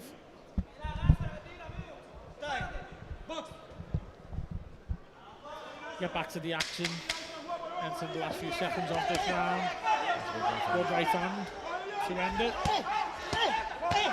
Followed up with a few. There you go, keep him there, Ukanov acknowledging them shots there. I think he's glad that was the end of that round, Rock. Yeah, exactly, yeah. With an onslaught there, he would have been in trouble. I think 3 rounds in, we would say 3 rounds to Alexei Guibe, but yeah, I think he's comfortable. You know, he really wastes much of shots when he's letting them go. He's catching them. Yeah. Let's have a look at the replay, see if it shows us any of the quality moments. Left hooks there, right hand to the body, followed up by a left hook to the left hand to the head. Sorry, looking at them left hooks to the body again. Just where the referees tell them to break, and they're both still having a little go. I think he's got his hand behind his head while he's still hitting them.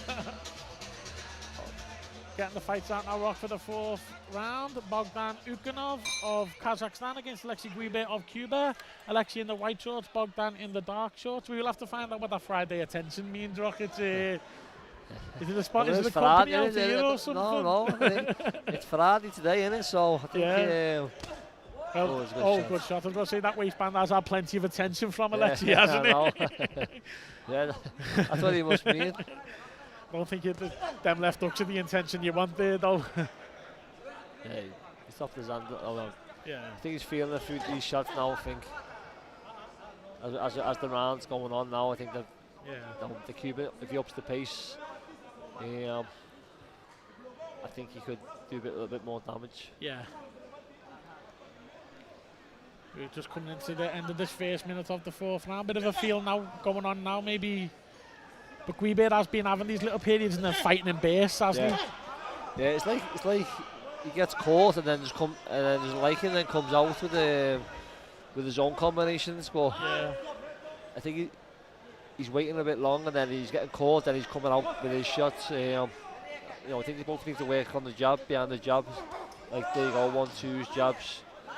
Good guard from Guibe. Yeah, yeah, good. There you go, he's just countering him. He looks the more solid of the two on his feet, doesn't he, as well? Yeah, footwork, shot selections has been on point. Just, it'll be good to see if he just up the pace a little bit more now, a little bit more pressure, then go, you know, a couple of attacks and not staying there too long, smothering his work. And obviously, as we were saying about the way you were matching them, the way they matched over here, Rockers, these are 4 and 5 fights in, respectively. So it's fair play to both of them. Yeah, it is like they said. You know, at home you get into, you know, back in the UK or anywhere else in America, you get into 5, 15 and 16 and all before you'd even step up to anyone. So unless you go in prize fight till after 3. yeah, you have to just go straight into the deep end there. Yeah, but do you think that benefited you in the long run, though, bro? Yeah, you know what? Yeah, it was, you know, say one of them stories where the phone rang and I was, you know, I took the chance and, you know, done the job. So yeah. But what still at that point though, I was, you know, 3-0 now at 4-0 and I wasn't ready for the big step ups then. So yeah, you see these now 4-0 fight each other 4-0. Yeah, so it's quality, isn't it? Yeah, you know, they're coming to fight, not coming to stand tuck up, and that's what they like to see over here, and that's where I think the market is out here is quality shots. Yeah, they love the fighting out here, but they don't get it enough. Cuban boxing and people's fighters seem to be rectifying that though and again. Yeah, I think this has been another good round for Guibe. If anything, I think Ukanov maybe.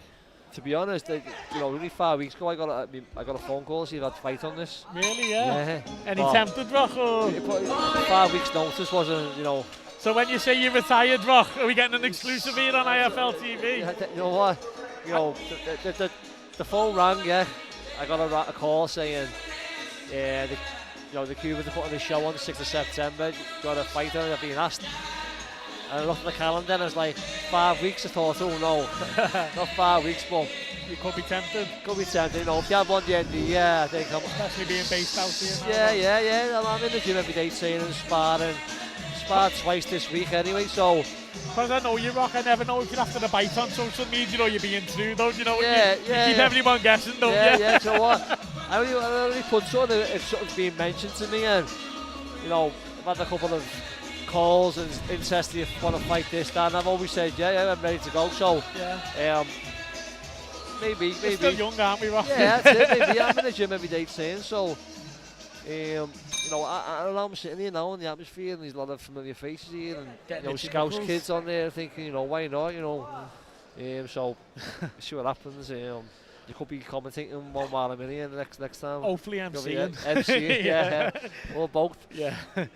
We get into the 5th round here now between Guibe and Ukanov. I could have a little IFL. We'll have to tell Coogan that to post a video. Rocky coming out of retirement live on comms. Yeah, so I could have been in there, but now I'm sitting here talking about it. You probably find it easier in there. Yeah, no.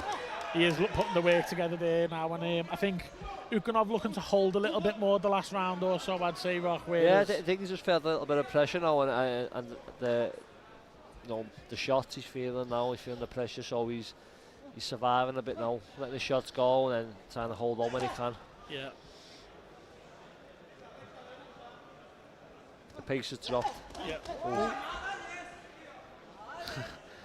I tell you what, for Ukanov, he's not afraid to communicate with him. Good backhand, right sort of there. And again, spiteful punches, I think, partially blocked, do you think, Rock, or fully blocked? He's getting a few in, but he seems to be taking these, and I thought, though, early on when he was letting them go early on, and I thought, you know, we could catch him and hurt him, but he's sucking them up and still going, round 5. When you reach round 5 though, Rock, and it's a 6th round and you probably are 4 ahead, does that change it? Or no, he's putting on slow on now. Yeah, you still want to get in there and get the job done quick, but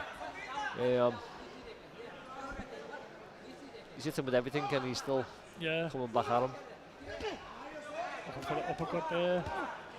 Thought that was a little bit low from Ukanov. Yeah, referee acknowledging that.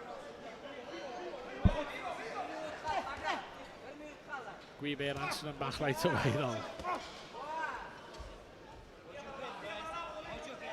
So he should come up with the shots now. It'd be good. See, coming up with the edge, but he needs to bring an uppercut up it now. Yeah.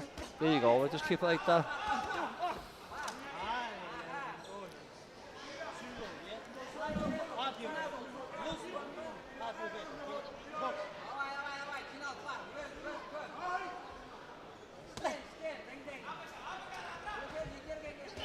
We're there again. Back the right hand, left uppercut, come hooks going. Oh, a little bit of a go back there from Bogdan Ukhanov.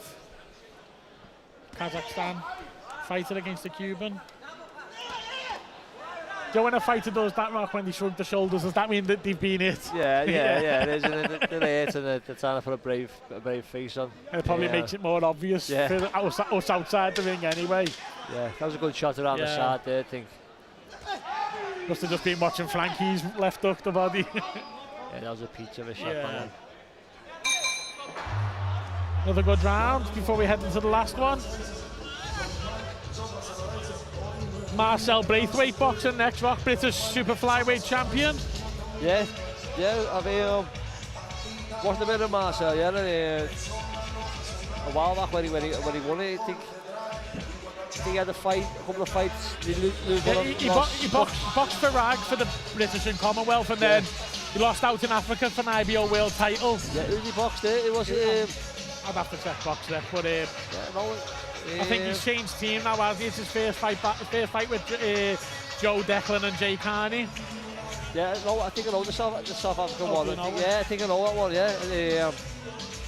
Well, yeah, he's at the Thunder now, so it's a good stable to be refreshed and go again. You know, it's always good to have a refresh and have a good team around you, and always brings that little bit of extra percent out. And he is still the reigning British champion. Like you had yourself, Rock. It's a big title, isn't it? Yeah, definitely. Yeah, it's what everyone wants to win. You want that before anything, really. Yeah, he's got it now, and then a couple of defences, then move on. It'd be good for him. I think it's good in our city in their weight class. Obviously, we've got Farag, like Brandon Dayod, Little Jack. They're all around the same weight, aren't they? Could we have some derbies in a couple of years? Yeah. I think. Some probably have all fought in the amateurs back in the day, so why not fight in the pros when you build up? So.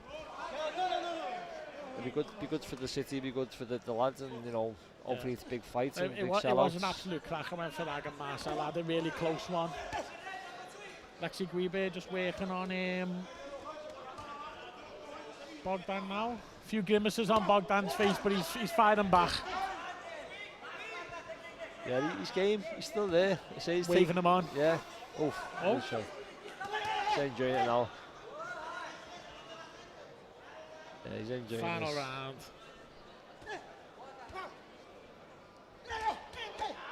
Good little work there from Guibe. I'd say for the fourth bout, it's brilliant for them, isn't it? Yeah.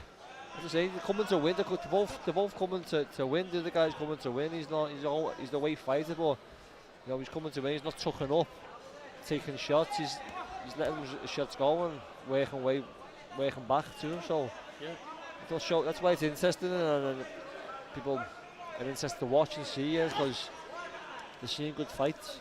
Yeah.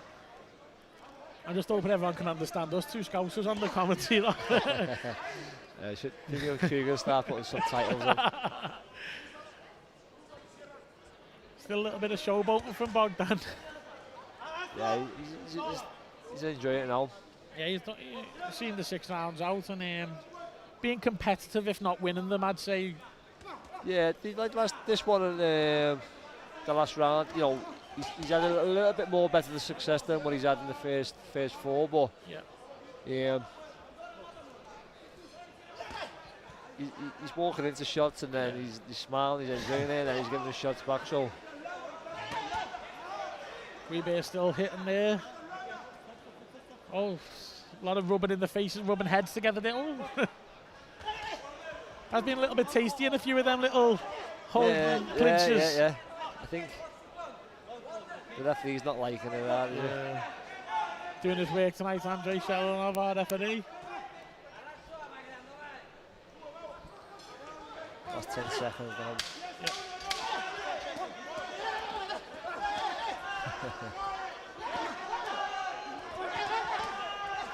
That was a good shot there, he's caught him. That was a good Yeah, fight. good fight. I enjoyed that one. Would you say? Yeah, I think Guibe's got it. Bless you. Gilbert, yeah, he's got it. Last 2 rounds, you know, he made it work, but he got it. I say, even because I know if Bogdan does lose that, he's got 3-2 on his record, but it's a lot more impressive than just a 3-2, isn't it? Yeah. Looking through some highlights now to see Guibe throwing the shots.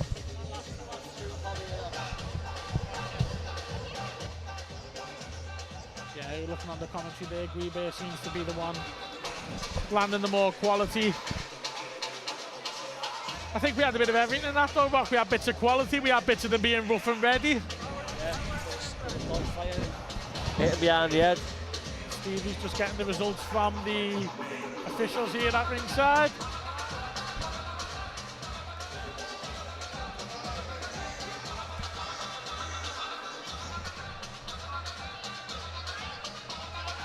We'll hand over to Stevie for the announcements.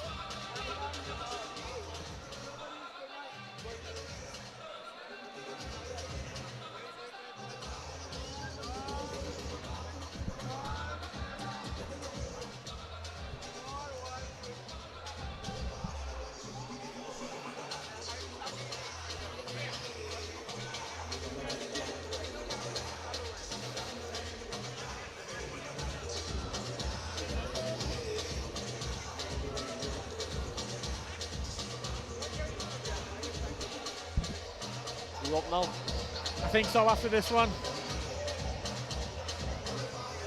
I'll check with Ian, you never know after the way tonight's gone. There we'll hand over to Stevie for the result now. Ladies and gentlemen, after 6 hard-fought rounds, we go to your judges' scorecards. All 3 judges' scores at 60-54, declaring your winner by unanimous decision from the red corner, Alexei Guibe. Every round on every card, Rock. Yeah. You know, quality shots, better shots, but you know, I say they could give a good count to himself. So I do think, as far as I know, that's the end of me and Rocky on comms. Thanks to everyone who's listened to us, and thanks for your help there, Rock. Yeah, no problem, mate. If you had them seen, I'll help you.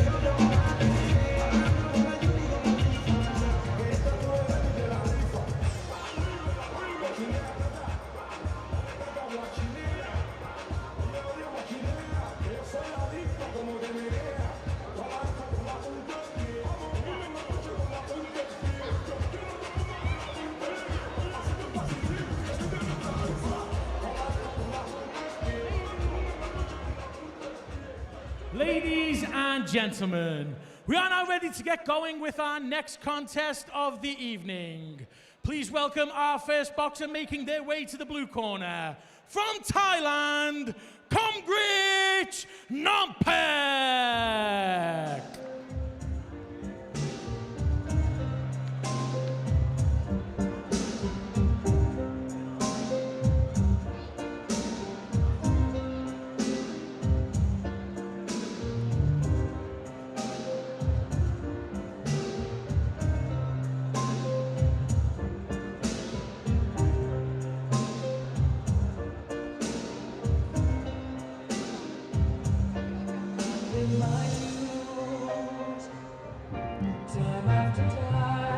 And ladies and gentlemen, please welcome his opponent to the red corner. From Liverpool, England, the reigning British super flyweight champion, the chosen one, Marcel Braithwaite.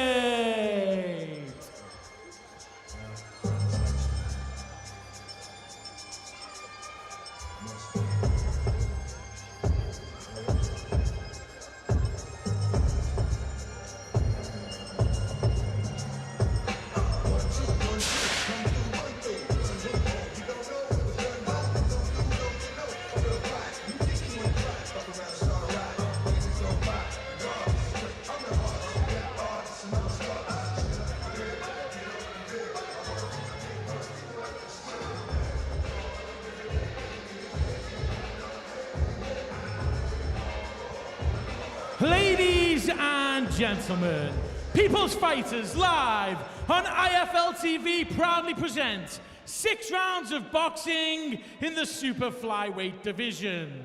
Our 3 scoring judges for this contest are Andrei Shelanov, Mike Hale, and KC Cuban. When the action begins, our third man in the ring, referee in charge, Erasmus Uwu.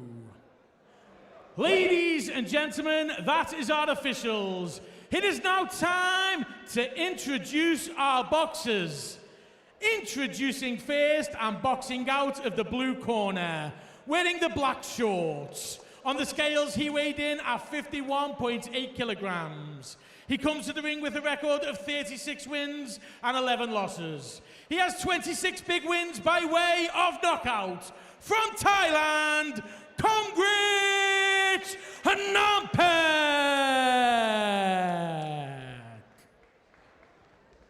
And ladies and gentlemen, please welcome his opponent facing him across the ring and boxing out of the red corner, wearing the white shorts with gold trim. On the scales, he weighed in at 53.5 kilograms. He comes to the ring with a record of 16 wins, 4 losses and 1 draw. The reigning British super flyweight champion from Liverpool, England, the chosen one, Marcel Braithwaite. Our referee will now give his final instructions to both boxers. Guys, I need a good and clean fight. Protect yourself at all times. Touch gloves. Good luck.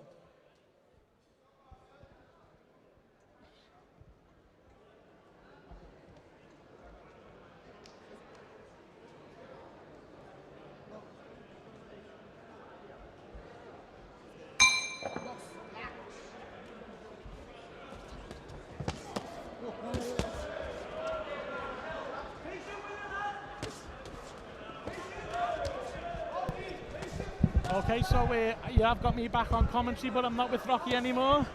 I've been joined by the menace, Dennis McCann. How are you, Dennis? Right, You okay? I'm all good, my friend. You? Yeah, well, I think we've both been thrown into these commentary roles a little bit, haven't we? But your stablemate Marcel in there, Dennis. What can we expect to see from him tonight? I reckon aggression. I've seen him sparring lately. He's looking very, very good. He's been very aggressive. Yep. Very, very aggressive. His opponent, Komgrich, has 26 wins by knockout himself. So Yeah, he's a big puncher himself. He's dangerous, isn't he? Oh, good shots. Marcel looks to box with a big right hand and Good he's down. shot. What a shot that was from Marcel. Good shot. I think that's going to be it, Dennis. I think so. 9. Big win that for Marcel. quick job within the first minute. Big right hand knocking over Congrit's non-pet, but you know, he's had 47 fights in, Dennis. He's experienced, isn't he? Very experienced. To be honest, with you, very strong from Marcelo, though, isn't it? Very aggressive. I've been watching him spar lately, and he's been coming out. He's been coming out very aggressive. So, well, if you could have picked the tip there when you said starting aggressive, I don't think you could have said it more correct. No, got it more correct there, but it was a big shot. So sorry, just bear with us 1 second.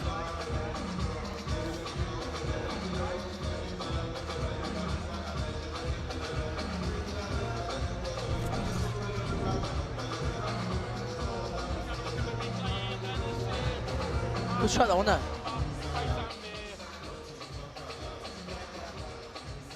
Lovely shot, sort of set it up as well, wasn't it? Behind the ear, I think it is. Watch. Right on the ear. Them ones there, when they hit you in the ear, it's over. Yeah. Wow.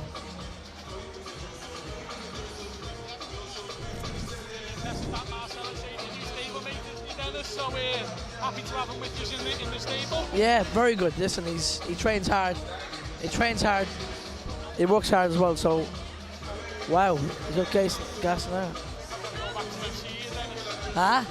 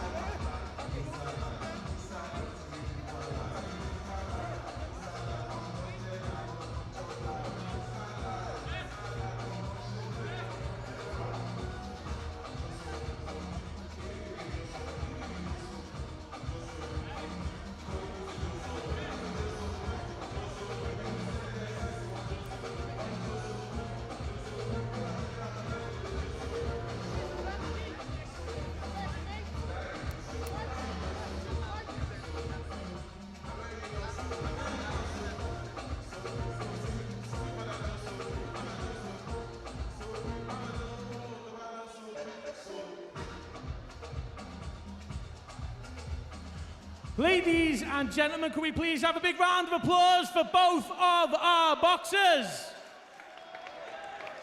Our referee, Erasmus, has stopped this contest. After 58 seconds of round number 1, declaring your winner by knockout, Marcel, the Chosen One, Braithwaite. Ladies and gentlemen, please, a big round of applause for Congreach Nantapek.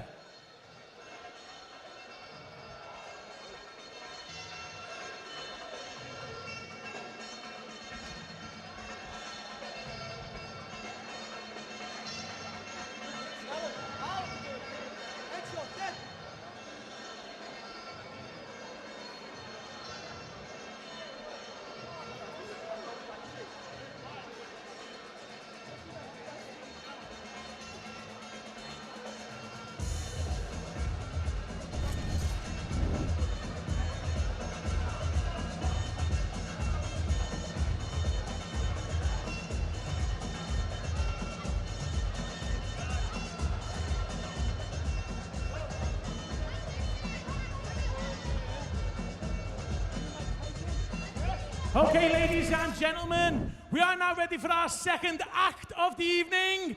Please give a big welcome to our second performers of the evening.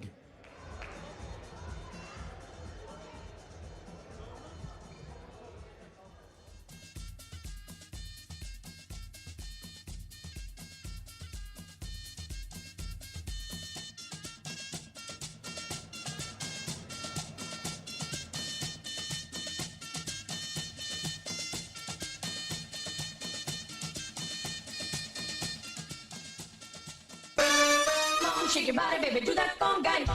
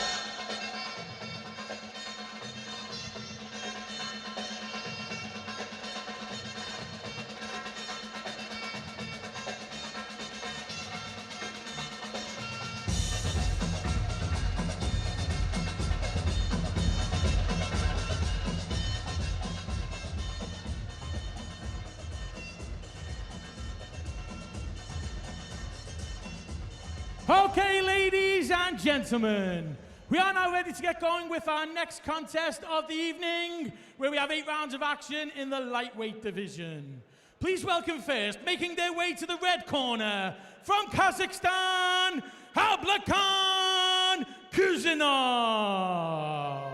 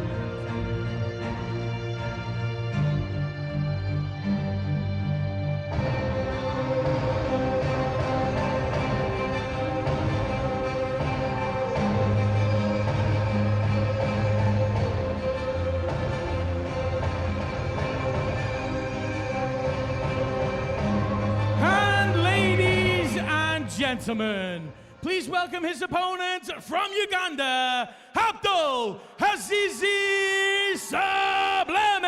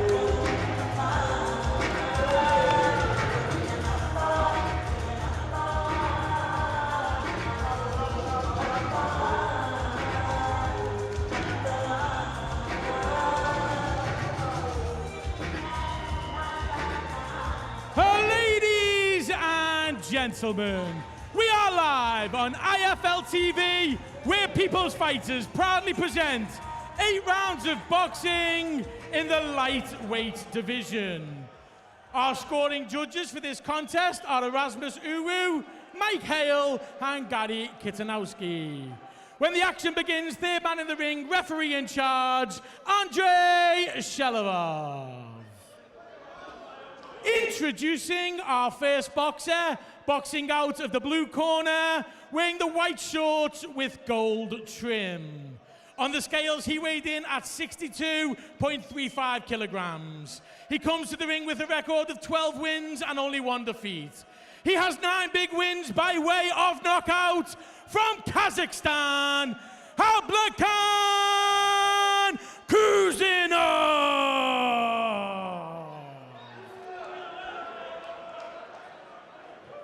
And ladies and gentlemen, please welcome his opponent facing him across the ring and boxing out of the red corner. Wearing the white shorts with blue trim. On the scales, he weighed in at 62.85 kilograms. He has a record of 12 wins and 1 loss, with 7 big wins by way of knockout. From Uganda, Abdul Hitman Azizi Sublime!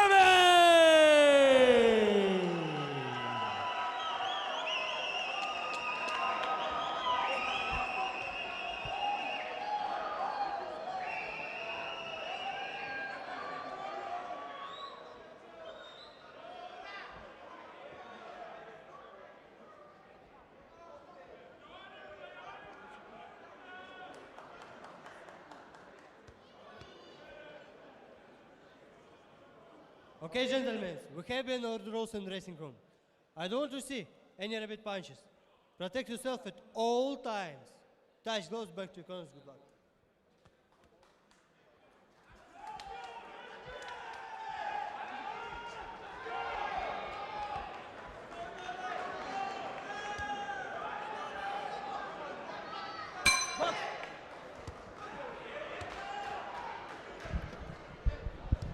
Sorry, just jump back on comms, being joined by Liam now here. Okay, mate? Yeah, I'm good, mate. How are you? Yeah, good, thanks. Good bout this, isn't it?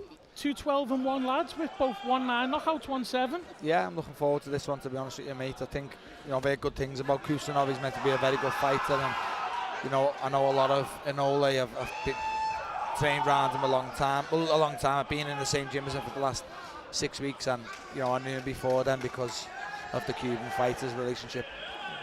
We were saying to Rocky before on the commentary, some of these bouts would be titles at home, wouldn't they? Yeah, obviously the good matchup for the level they're all at, and they're all most of them are being 50-50 fights. We've seen a few first round knockouts, but they're all relatively good matchups.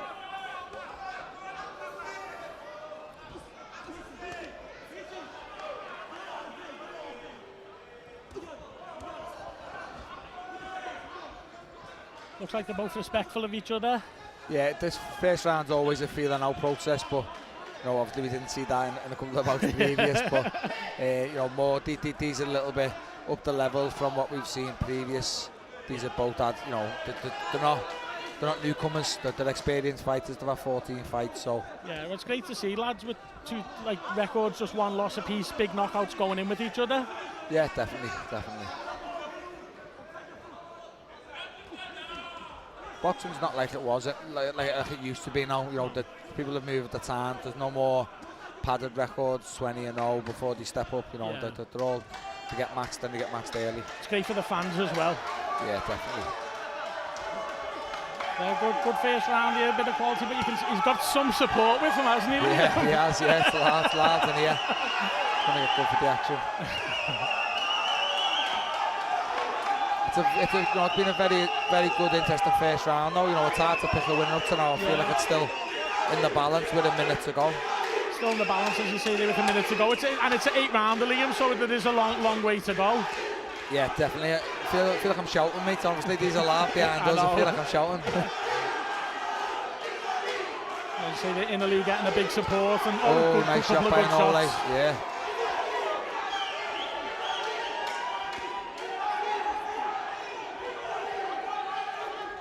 It's a proper good case of orthodoxy into southpaw as well. Both times have established the lead hands, and obviously when you find your range, drive your backhands in, and they both counter each other with good shots. Yeah. I think he got out the way of most of them there, Kusanov, but Inole letting his hands go as we get to the last 10 seconds.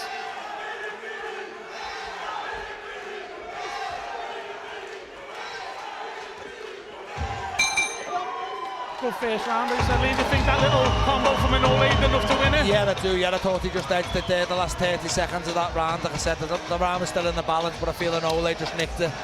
And just seen some of his loud support on our crowd there. I said you've been around him, Liam. Is he a character? Is he? Or? Oh, he's a top lad. He's a lovely lad, honestly. Like I say, you meet some great characters and great people in boxing, and he seems a nice, genuine lad, and got great work ethic in the gym. Obviously, I think if I could take anything off him now, fighters coming through, watch his work ethic. He does everything. It goes up, you know, through and beyond to be ready for his fights. Just when got you before, I know how close you are with Frankie Singer. What about left hook to the body that was, Liam? Yeah, it was a lovely shot. Obviously, you know, proud of him. He's a kid I managed, a kid I've knew a long time, and a kid I'm very close to. So yeah, just to see him develop and to see him getting better and better, to see him get his first knockout today with, you know, a lovely shot. Not a, you know, the kid didn't just jib it. It was a lovely shot. It landed clean and set it up well as well. He did, yeah. So I'm buzzing for him. And Ole just getting off with the right hand first. So Southpaw versus Orthodox, 2 12-1 records here, so it is going to be, don't take your eyes off it. It is, yeah. You know what, I think most rounds are going to be like this. They come out cagey, but then it just heats up after, you know, a minute. Yeah.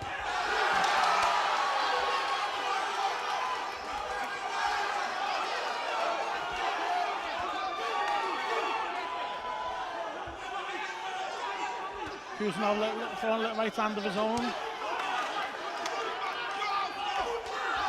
And Ole seems happy there. Spins round. Our referee there, Andrei Chelanov, just having a word about him, turning his back.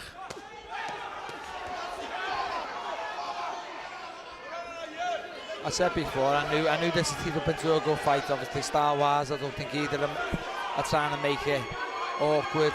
Neither of them are holding.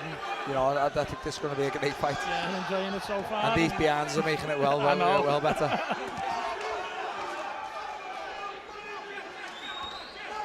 Because I know he obviously spent a lot of, right hand there, spent time out here, Liam. It seems the atmospheres are getting better and better on the shows out here, aren't they? They are, you know, that was a big talking point, you know, when the first, I would say, Saudi shows started.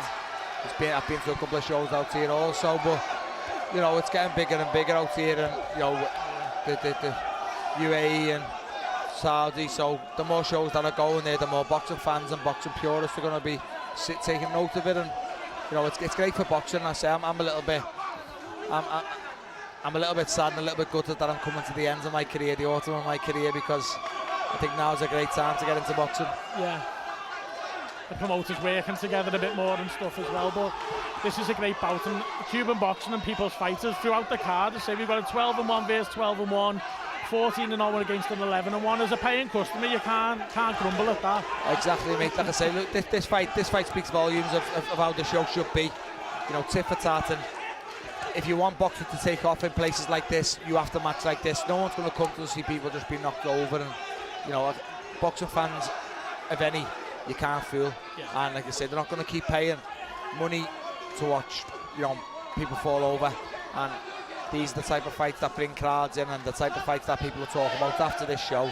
So your next one's better again. Been another good round. Who do you think's favoured this one, Liam? This one, again, I can't split this one, so I'm going to just pay close attention to the last bit, because that's important in rounds. Yeah, if there's nothing in it and something quality happens, last 30 seconds.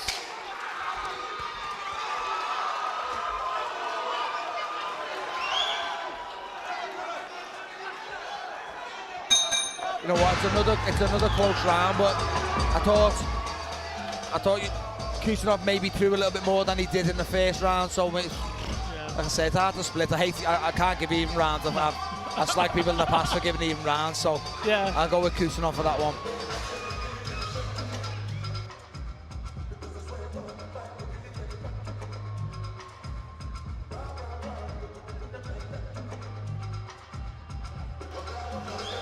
Some shots of the crowd there on the screens in front of us, Liam. It is a really good atmosphere.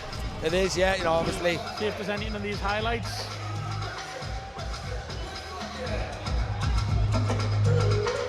That's what I said about the first round. What we've just saw there has been, you know, basically the story of the fight so far. It's like you go, I go, you go. If that makes sense, you know. They're both coming back. No one's really taken over in the round. That's why the round's so hard to score.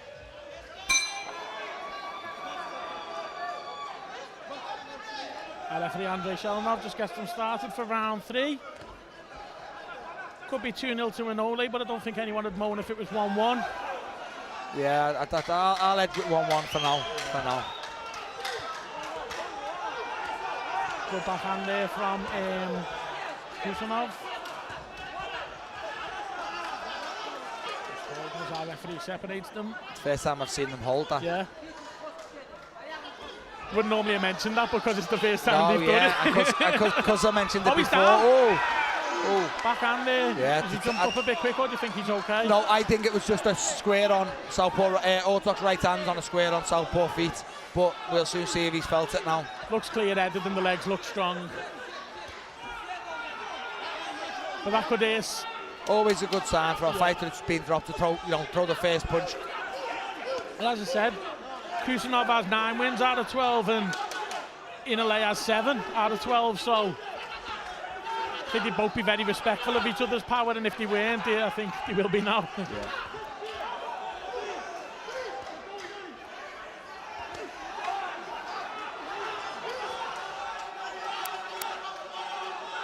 So it'd be interesting to see at the end of the round, if we see the end of the round that shot again. I thought it was a flash knockdown. Yeah, I think it was, because you seen how clear it was. His head and legs looked together, and the legs looked strong as Inalay got up.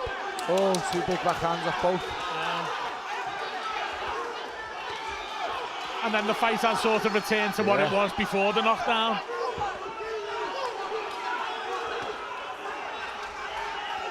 Oh, lovely body shot. Lovely body shot off Inalay.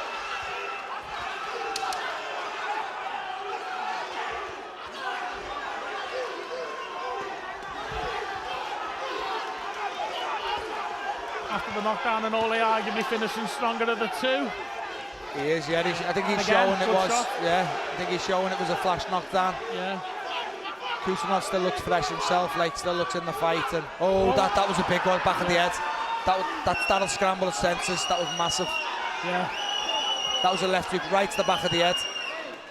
What does that do to your legs, Liam? The scrambles, yeah. Yeah. Stopped it.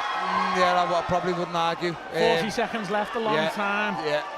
I probably wouldn't have argued. I do think it was a back of the head shot, and I think it scrambled Inolay's senses massively. Just got to go and MC Liam if that's all right.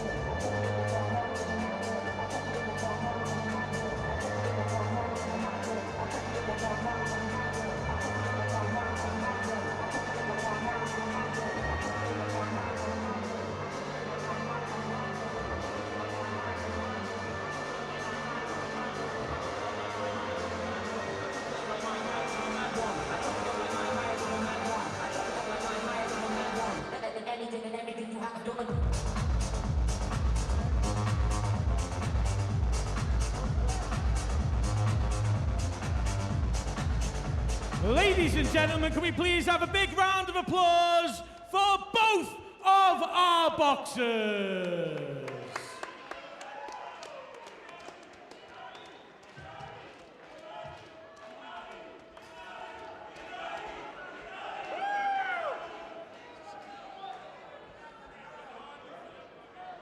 Ladies and gentlemen, our referee, Andrei Shevelov, has stopped this contest After 2 minutes and 27 seconds of round number 3, declaring your winner by TKO, Hablakan Kuzina. Ladies and gentlemen, please, a big round of applause for Abdul Azizi Inale.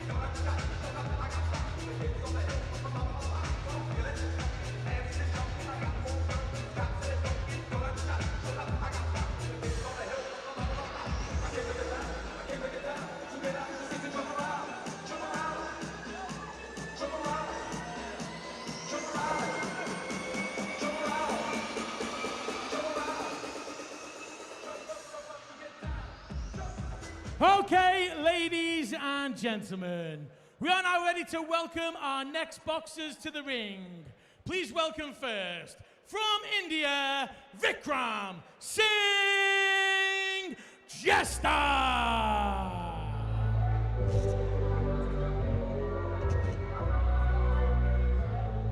Show mercy on it.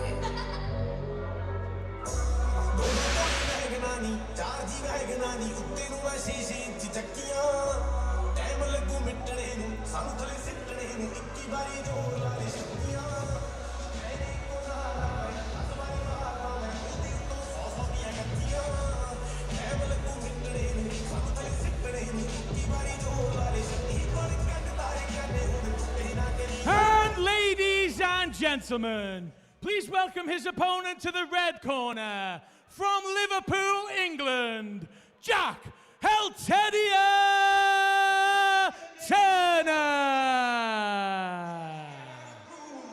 And from this groove came the grooves of all grooves. And while one day viciously throwing down on his mark, Jack boldly declared, "Let there be house, let there be house, let there be house, let there be house, house, house, house, house, house, house, let there be house." Let's get down to business. Give you one more night to get this. We've had a million nights just like this. So let's get down to business. Mama, please don't walk about me. Mama, I'll let my heart speak. My friends keep telling me to leave this. So let's get down to business. Let's get down to business. Give you one more night to get this. We've had a million nights just like this. So let's get down to business. Let's get down to business. Give you one more night to get this. We've had a million nights just like this. So let's get down to business. Back and forth with the bullshit. You know I said it before, I don't mean it. It's been a while since I had attention. So it might hurt to it.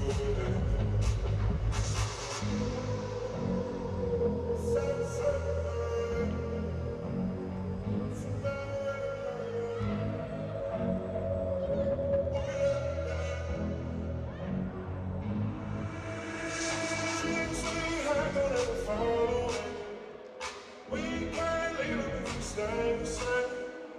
And I can't do this for another day. So let's get down this way. Ladies and gentlemen, we are live on IFLTV, where People's Fighters proudly present 6 rounds of boxing in the super bantamweight division. Our 3 scoring judges ringside for this contest are Casey Kupakan, Mike Hale, and Gary Kitanowski. When the action begins, our referee in charge, Erasmus Uwu. Ladies and gentlemen, that is our officials. It is now time to introduce our boxers. Introducing first and boxing out of the blue corner, wearing the black shorts with gold trim. On the scales, he weighed in 53.7 kilograms. He comes to the ring with a record of 2 wins, 3 losses, and 1 draw. Introducing from India, Vikram Singh Jesta.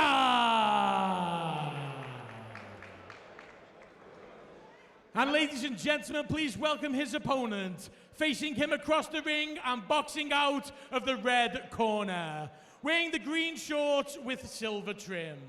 On the scales, he weighed in 55.6 kilograms. He comes to the ring with a perfect professional record.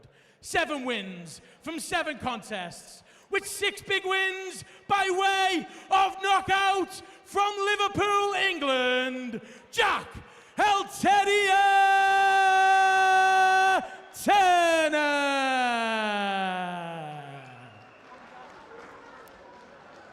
Gentlemen, I need a gun in a clay fight. Whatever I say, it must be touch gloves. Good luck.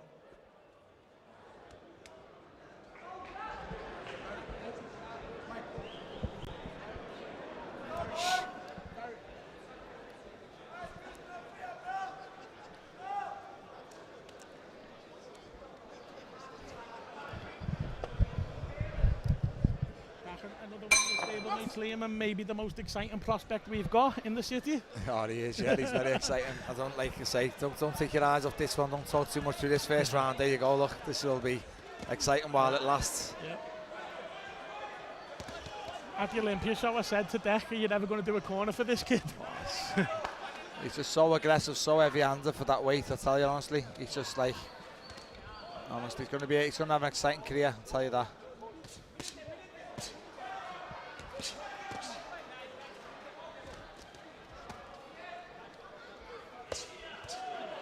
The body there of Vikram as well, did that bother him a little bit? I thought it was on the belt line, but it was it seemed to get his attention fully. Just the noise of his shots for that weight. He's just so heavy-handed. So exciting, as you say, as well. He is, like I said, look, I'm his gym mate. I see him train, I see him spar, and he can do it all. But obviously, people will think he's just got to tidy up, tidy up his little, his defensive skills a little bit, and he goes a little bit gung-ho, but while he's performing at this level, he's allowed to, and like I said, look, swing with him at your own pedal because he's a massive puncher at this weight. You were probably a bit spoiled getting to see him boxing the amateurs. He hears him again there. Oh, big right hand there from Jack, and he's brings it downstairs to the body. He's egging Vikram back on there. Yeah, no, massive respect to Vikram though. He's proper. He's swinging with Jack. He's making it a shootout. Yeah. And like I said, only we know Jack. I think the corner might give him a little bit of a telling off at the end of this round, because at this level you don't give people a chance, and he's giving Singh a chance because he's swinging back with him. But you've got to take your hat off to kids like this who will swing with you. Not just here to lie down. Yeah, definitely. Heading into the final minute, Jack there with another little backhand. As you say, it's the noise out of every shot, even the ones that are blocked, you make you sit up. You can just see, he puts everything into every shot, whether it be a jab, whether it be a hook.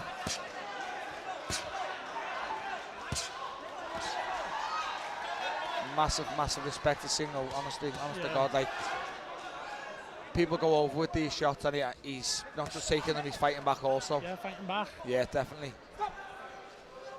It's good for Jack to get someone who does that after he hits them as well, though, isn't it? It's going to bring his development on even better.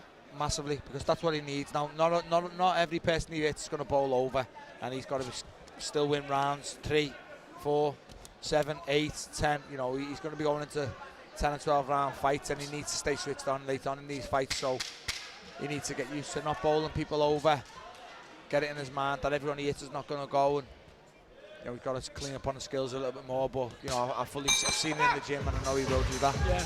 quality operator. And as you say, that gym you've got at the minute, real balance, isn't it? A lot of the young prospects, and then obviously, like yourself and JAZZA, they've sort of very experienced, been on there and done it all, got the balance perfect, really, would you say? He has, yeah, like I said, for kids now coming through, Frankie, Jack, you know, they've got everyone to look up to, as in every level, you know.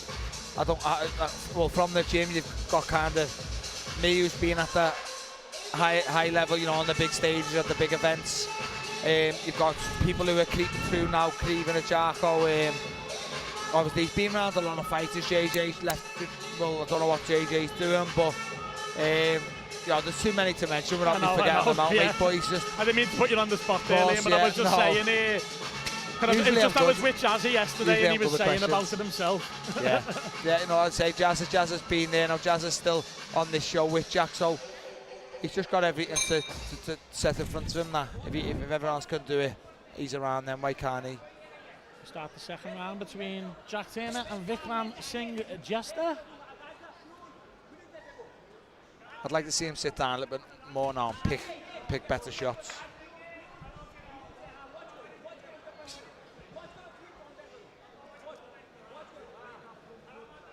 Yeah, it's better already. I'd rather him do this because, like I say, show his skills a little bit more, and he'll probably pick a cleaner shot doing this rather than the macho man stuff. We know he's got that. You know, he's a street kid. You know, he's got everything on the book, but I'd like to see him show his skills a bit and pick some good shots. Yeah, because as you said, when he does get to them 8, 9, 10 rounds in title fights and the step-ups, he's getting the rounds in the bank now, isn't he? Which are so important for prospects. Definitely, the last fight's going to be massive in his progression coming through. You know, we had 6 first round knockouts, and he went to point his last one, so it's going to stand him in good stead. And he still has that power, so it could still very well come. So Singh is a game operator, throwing back, not very game, was no mug, never come here to lie down, never come here for his wage. Has took some big shots already in this fight and is still throwing. Yeah. As you say there, Jack looking a bit more patient. I feel he knows he has to now. Like I said, you've got to be patient with fighters like this, and you've got to pick gaps, because obviously they've been here, they've seen it all before. You just pick your shot, pick your gaps, and once you find the gaps, like I said, he punches hard enough to hit people in them gaps. Looks as if he's starting to take over now, though. Looks as if he really is. They maybe pushed him back to the first, well, not for the first again, time. Like I say, we speak too soon again. Yeah, he comes right back and massively taking me out of to him.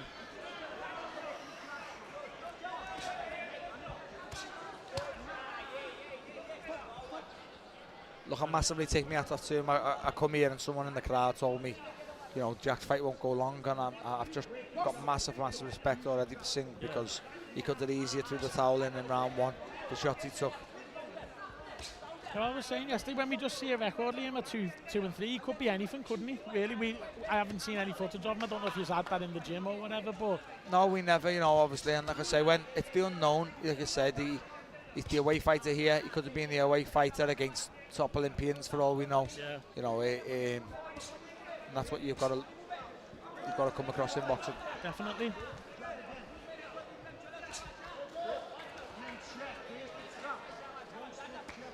Still there, still throwing. We've come to the end of the second round. Yeah, lovely shot by Singh. Like I said, not here to lie down at all.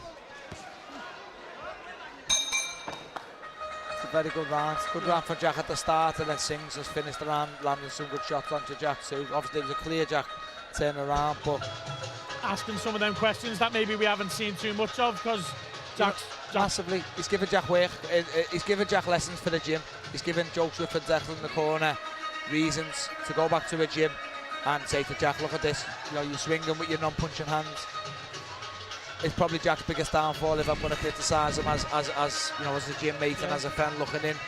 He needs to clean up on his non-punching hand, but like I say, Singh's landing these shots now. That's going to give Joseph and Declan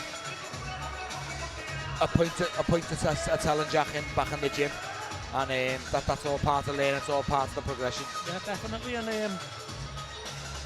I said, you hinted at it before, how important these rounds can be for a lad like Jack, young very important. Like I said, rounds is all you want. Okay, we all love 6, you know, or knockouts. Yeah, we all love them. But like I said, they're gonna get him. They're gonna do more harm than good. Yeah. If he wants to have a long career in this game.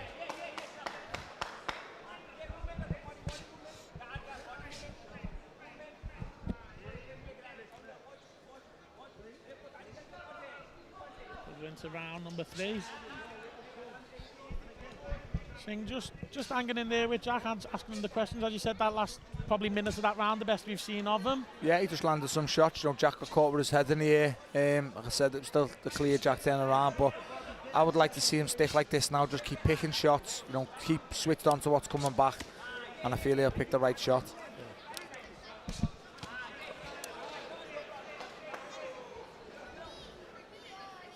Certainly looks like calmer than in the first round in his own demeanour as well, doesn't he? A lot He more does, control. yeah, but he started the last round like this, and the kid just loves a fight, so he's so easy to get dragged into a tear-up.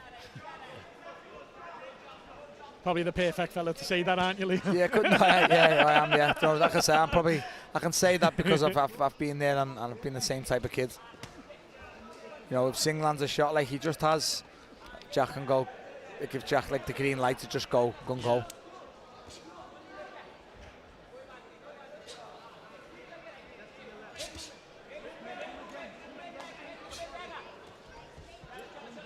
Jack using his jab well there to just sort of find his range, keep Singh at bay.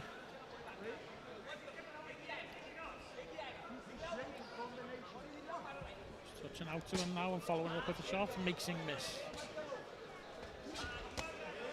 That's better from him, like I said. I'd like to see him stick like this, but just keep up in the output.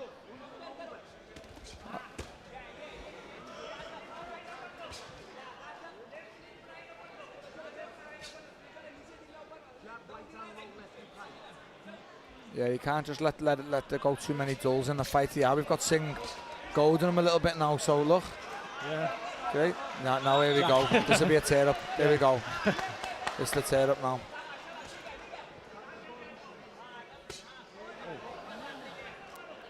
You said earlier that even the shots that missed or the block are so loud. Can you teach that, Liam, or is it just No, something you're he's blessed got? with that. You're blessed with that. Like fighters, some fighters are blessed with, you know, punching power. Like look, some are blessed with great ability. You know, might not work as hard, stuff like that.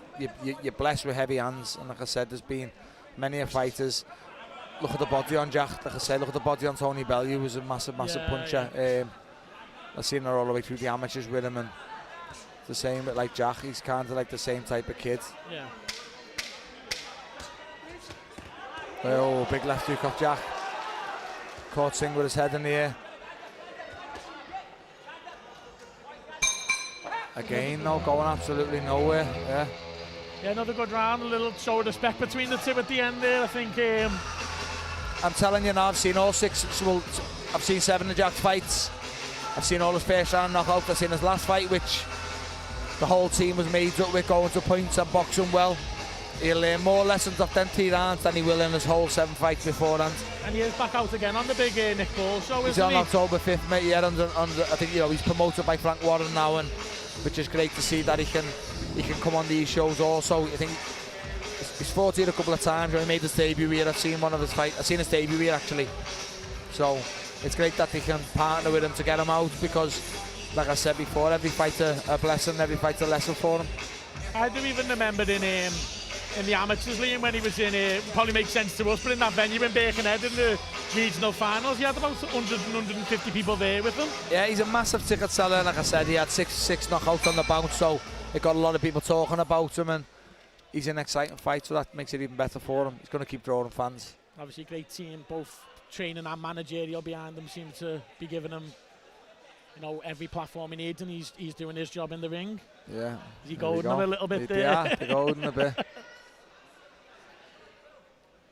Little smile from Jack. Singh's golden Jack as well. No, honestly, look, like I said, from a fighter for so many years, I love that. A kid who's coming is meant to be the opponent.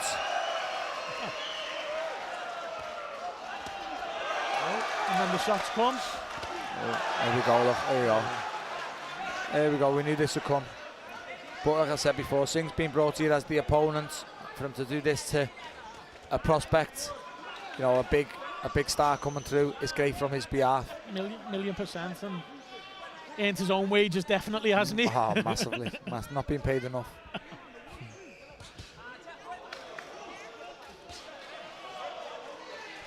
I said we sort of blagged this commentary team a bit slightly, but am I right in that this is Jack's first scheduled 6? It is, yeah. I think we've done 4 in Belfast. Yes, he did, yeah. So this is his first scheduled 6.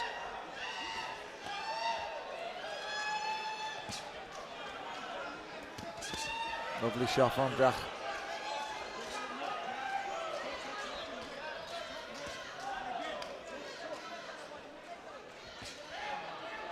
Like I said, a bit of a different role for me today. It's very hard here for me to not shout. And yeah, when it's your obviously, you know. there. Yeah. I just think he needs to stop the goal near Jack, because I feel like he's got good momentum in this round. Yeah. Yeah, honestly, I do. I feel like this could be at the turning point. Not the turning point in the fight, but I feel this could be the beginning of the end. Yeah. And I feel like I'm going out on a limb saying that. But I do think he was starting to get to him then. Well, as you say, we haven't seen Singh wilter as yet, but if you've called that, it would be him. I just thought the body language, like I said, to be fair to him, we haven't seen him budge off a shot yet. I just thought Jack was pressuring him well and keeping the shots going, you know, throwing when Singh didn't want him to throw. I think he can keep doing that, just breaking up with the jabs. Going shield, yeah.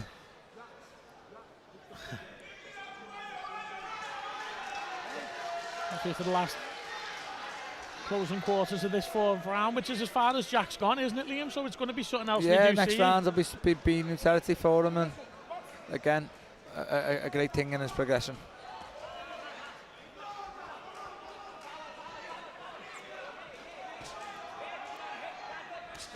Lovely shot, yeah. I feel like he's getting the timing of his jab now. I think, like, obviously, his jab's starting to break Singh up a little bit, and I feel like he's something to take the shots off it, yeah. As we said, normally when kids step up to 6, they've done 4 a couple of times, haven't they? But Jack's only actually done it the once. There we go. Here's the big swings after both. Oh, big come at the end of the round. Is that on the bell or? Oh, I don't know if he'll come out for the next round. I think he felt that one. Like. Yeah, was it a left uppercut, was it? I think it was a right hook round the side, and then I think this could be the end. Yeah, that hook, last little salvo at the end totally changed the body language of Singh. Counting our chickens, say me the first time we see the 5th round. Yeah, he might not see it. He doesn't look too comfortable in the corner.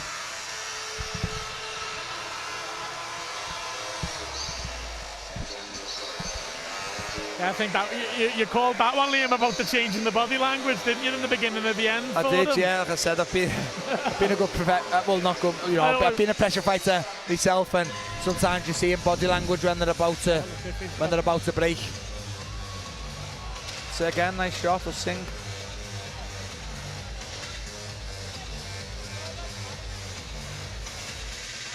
I think it's a big right hook round the side of the guard, and it does look like he's going to come out. There it is, yeah, there it was. And I think he does the same shot again. I didn't know if there was another right on the bell, but this first round, this 5th round, and it's all over. First 10 seconds of round number 5. You got the lottery numbers, Liam? I know, I called it, mate. I knew the beginning of the end. Yeah, great performance there from Jack to go the 4, then get the knockout.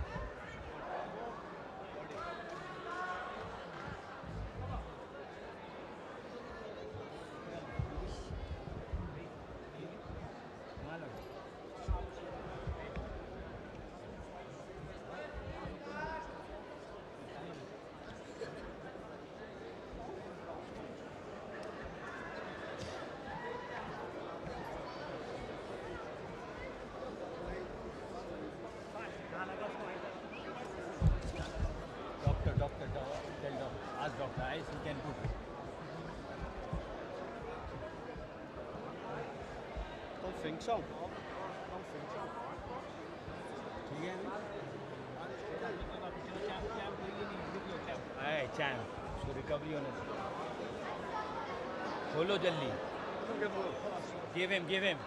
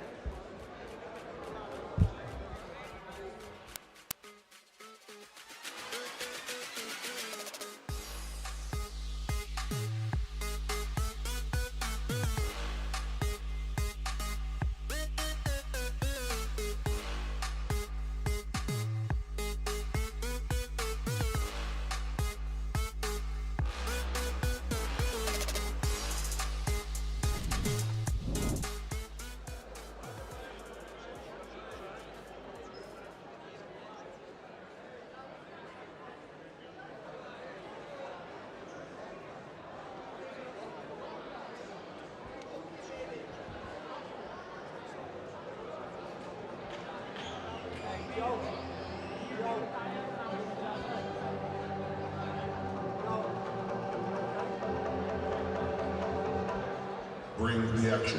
When you listen to the club, you gotta do the shit up. You gotta do the shit up. You gotta do the shit up. When we walk in the club, all eyes on us. All eyes on us. All eyes on us. See the boys in the club. They watching us. They watching us. They watching us. Everybody in the club. All eyes on us. All eyes on us. All eyes on us.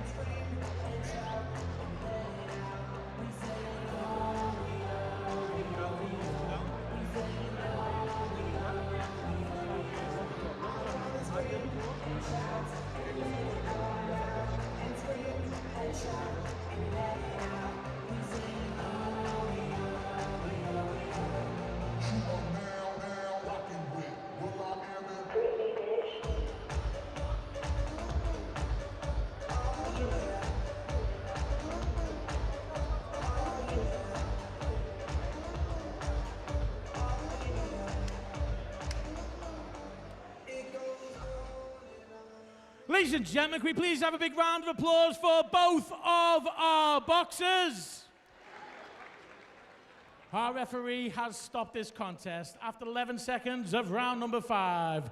Declaring your winner by TKO, still undefeated, Jack Terrier Turner. Ladies and gentlemen, please, a big round of applause for Vikram Singh.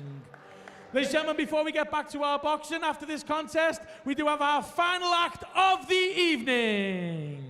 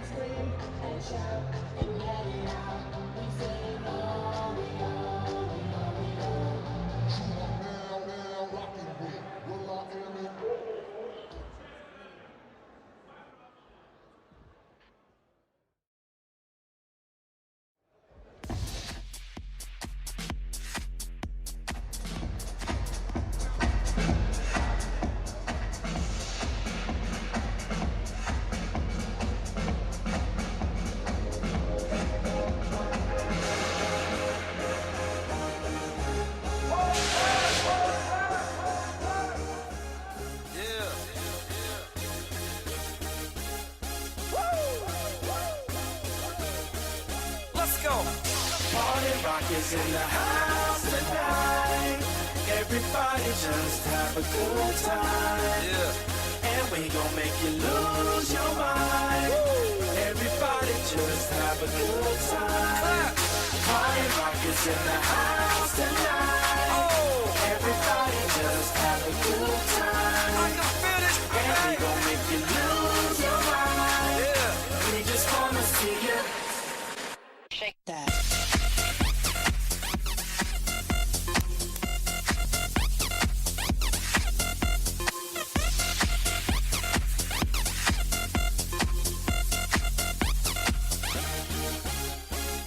In the club, party rock.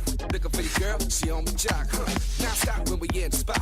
Booty moving weight like she on the block. With a drink, I got to know. Tight jeans, tattoo, cause I'm rock, raw. Half black, half white, diamond now. Gang of money, open up. Yo, I'm running through these halls like Drano. I got that devilish flow, rock and roll, no halo. We party rock. Yeah, that's the crew that I'm repping on a rise to the top. No lead in our Zeppelin. Hey, party rock is in the house tonight. Woo. Everybody just have a good time. Yeah, and we gon' make you lose your mind. Everybody just have a good time. Let's go. Party rock is in the house tonight.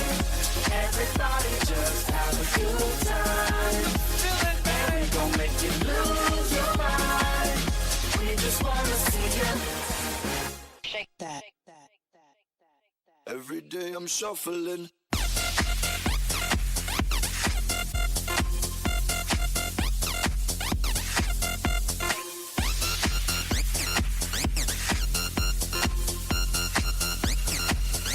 Shuffling. Step up fast and be the first girl to make me throw this cash. We get mine, don't be mad, now stop. Hating is bad. One more shot for us, another round. Please fill up my cup, don't mess around. We just want to see you shaking up. Now you home with me. You're naked now. Get up, get down, put your hands up to the sound. Get up, get down, put your hands up to the sound. Get up, get down, put your hands up to the sound. Put your hands up to the sound. Put your hands up to the sound. Get up, get up, get up, get up, get up, get up, get up, get up, get up. Put your hands up to the sound, to the sound. Put your hands up, put your hands up, put your hands up, put your hands up. Party rock is in the house tonight. Everybody just have a good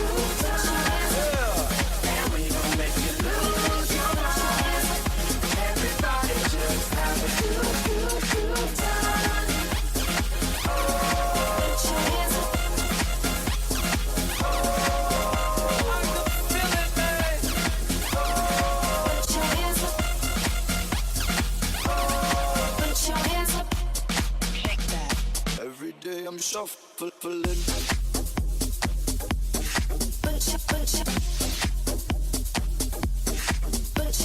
Yeah.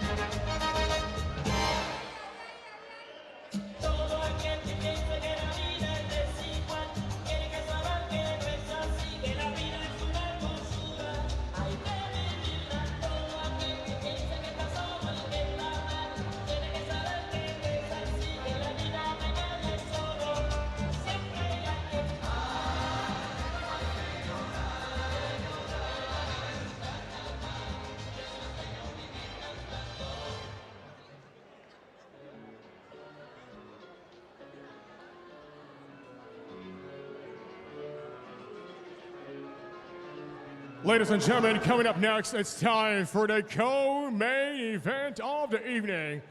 Our rivalry years into making way back when they were amateurs. It's time for Cuban from the United States and Cuban from Dubai. First off, fighting out of the blue corner, give it up for Ariel Perez de la Torre.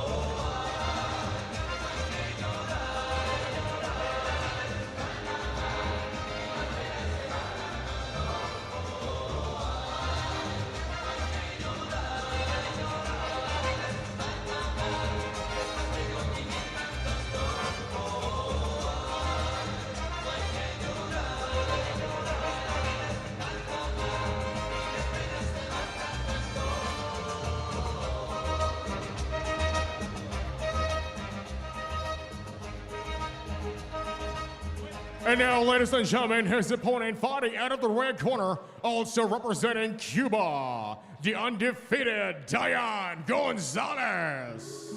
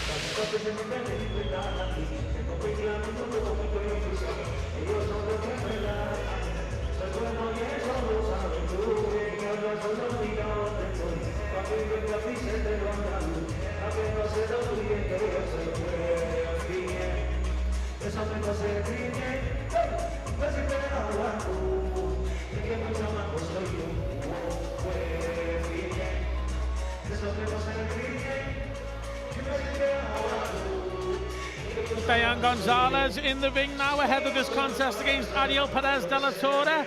10 rounds in the featherweight division.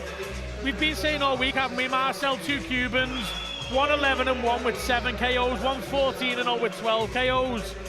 This is a title fight anywhere else, isn't it? Yeah, definitely. I mean, over in the UK, this is 100% a title fight, and it's an exciting one at that.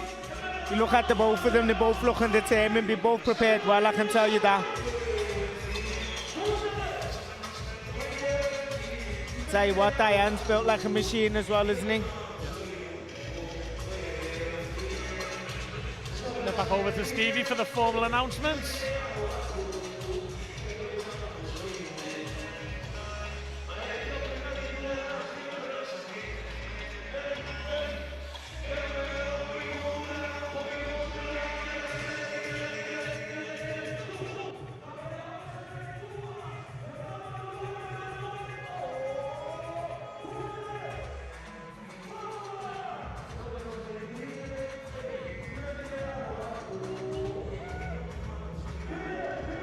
I think we could have a dance-off before the boxing here, Marcel. I know, yeah, a little bit of that Cuban style coming out.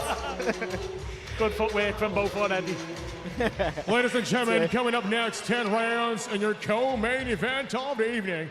Introducing first the fighter to my left, out on the blue corner. This man has 11 wins and 1 defeat, 7 wish by a knockout. Proudly representing Cuba. Give it up for Ariel Perez de la Torre. And now his opponent across the ring, fighting out of the red corner. This man is undefeated.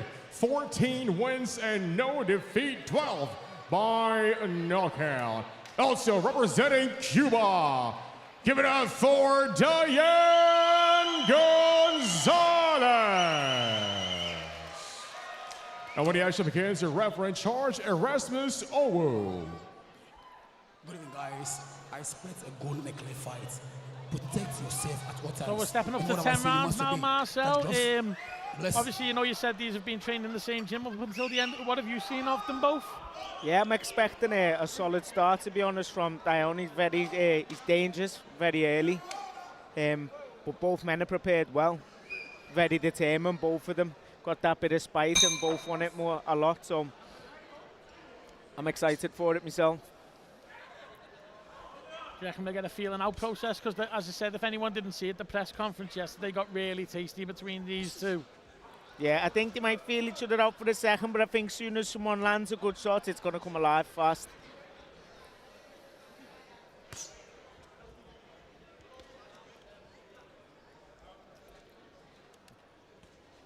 Gonzalez just in the centre of the ring.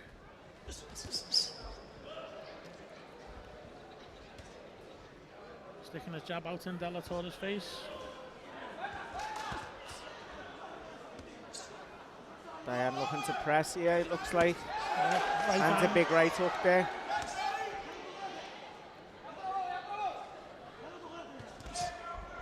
Oh, a stumble from De La Torre. Was it just a stumble? Yeah, a big it was a solid jab there, didn't it? Solid jab there. Sent him stumbling, and then a lovely uppercut from Diane Gonzalez there. First flashpoint of the bout. Be interesting to see how he takes this now.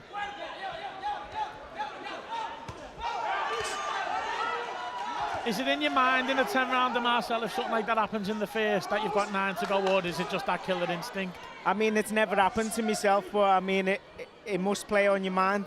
If you do get rocked early, you've got a lot of the fight left. I mean, as the landing of the punch, though. Being the one land, as the successor, I think it's nice to know you can hit them earlier on. Yeah. But you've got to stay composed and be ready to do the full 10.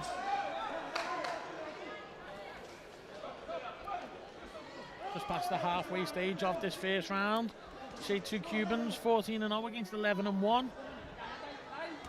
Great contest. People's fighters, the matching's been brilliant, hasn't it, for these fights? Oh, good shot for the heavy body. body shot there from Dan.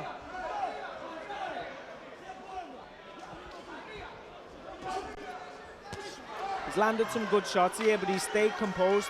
I thought it might have burst into flames as soon as someone landed a solid shot.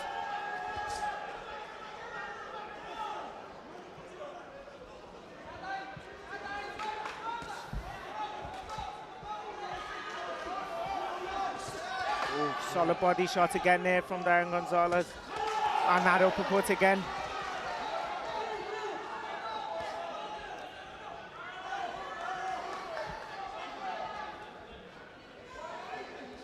Adio keeping a tight guard, but Diane seems to be finding shots through it. In the last 10 That seconds. uppercut and he goes down. And he's in a bad way. Yeah, I'm not sure if he'll recover from that. Could he be saved by the bell?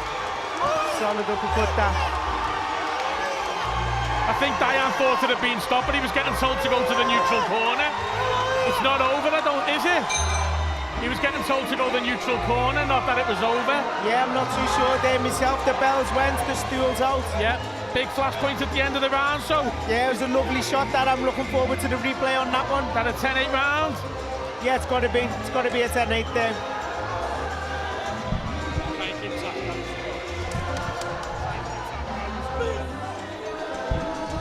Hopefully we get a replay of that. Where you felt you were just saying about him not catching fire, and then right at the end of the round, here we go with the replay. He was finding that uppercuts, he found it a few times, but that last one was a peach. Oh, there it was. You just see it, don't you? He tried to rise back to his feet and his legs went under him. Let's see how he answers the second round. We seen earlier Jack Turner hit his opponent right at the end of the fourth, and then it was over within 10 seconds of the next round. And yeah, he hadn't recovered, and it'll be interesting to see if Adio's recovered here. He's testing his legs out himself. Trying to get a few steps in. Yeah, he doesn't look too steady here, you know. Diane is a solid fighter. It's with the big right hand, and it could be similar to Jack's. Looks a bit frustrated. He's got the determination. He's back on his feet, but whether he can recover and whether the storm here is another question. We're about to find out. Punched the floor in frustration, but could it be the beginning of the end? Well, another big right same hand. Same shot right up, and that uppercut. Oh, and he's over, and it's been waved over. off. It's all over. Wow. Diane Gonzalez with the stoppage in the first, second round. Is that 3 knockdowns in total there, Marcelo, with the 4? Yeah, 3, I think.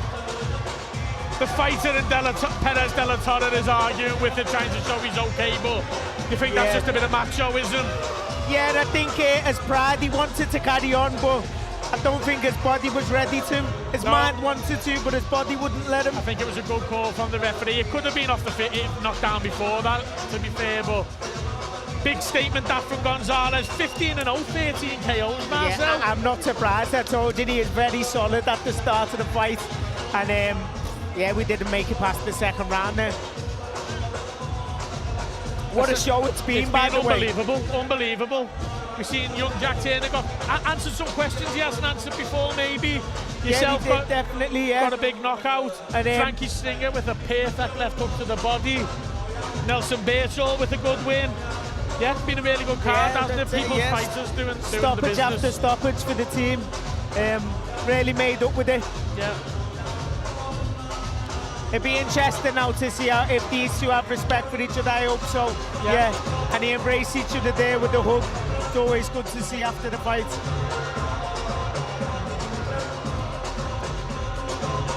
Yeah, I just think with that going so early, we might have a little 10 minutes before the main event to see the replays, Marcel. Yeah, I'm looking forward to them, yeah. Good to see the respect at the end as well, because that was a tasty press conference yesterday. Here we go with the replays, Marcel. Yeah, I mean, the spite was real. It weren't just for the show, there really was some spite. It's been there, it's been intense on the build-up, and it lived up to it. Yeah.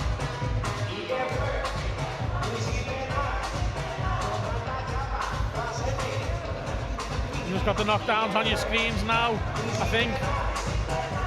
The uppercuts, I think, that really done the damage.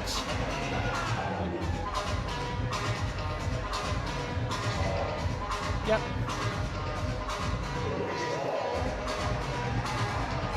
So now, yeah,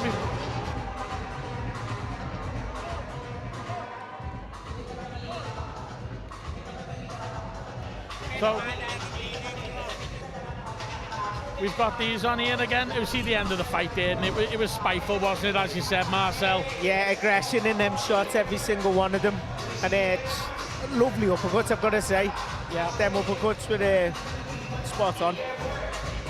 They were, and we'll hand over to Stevie for the results.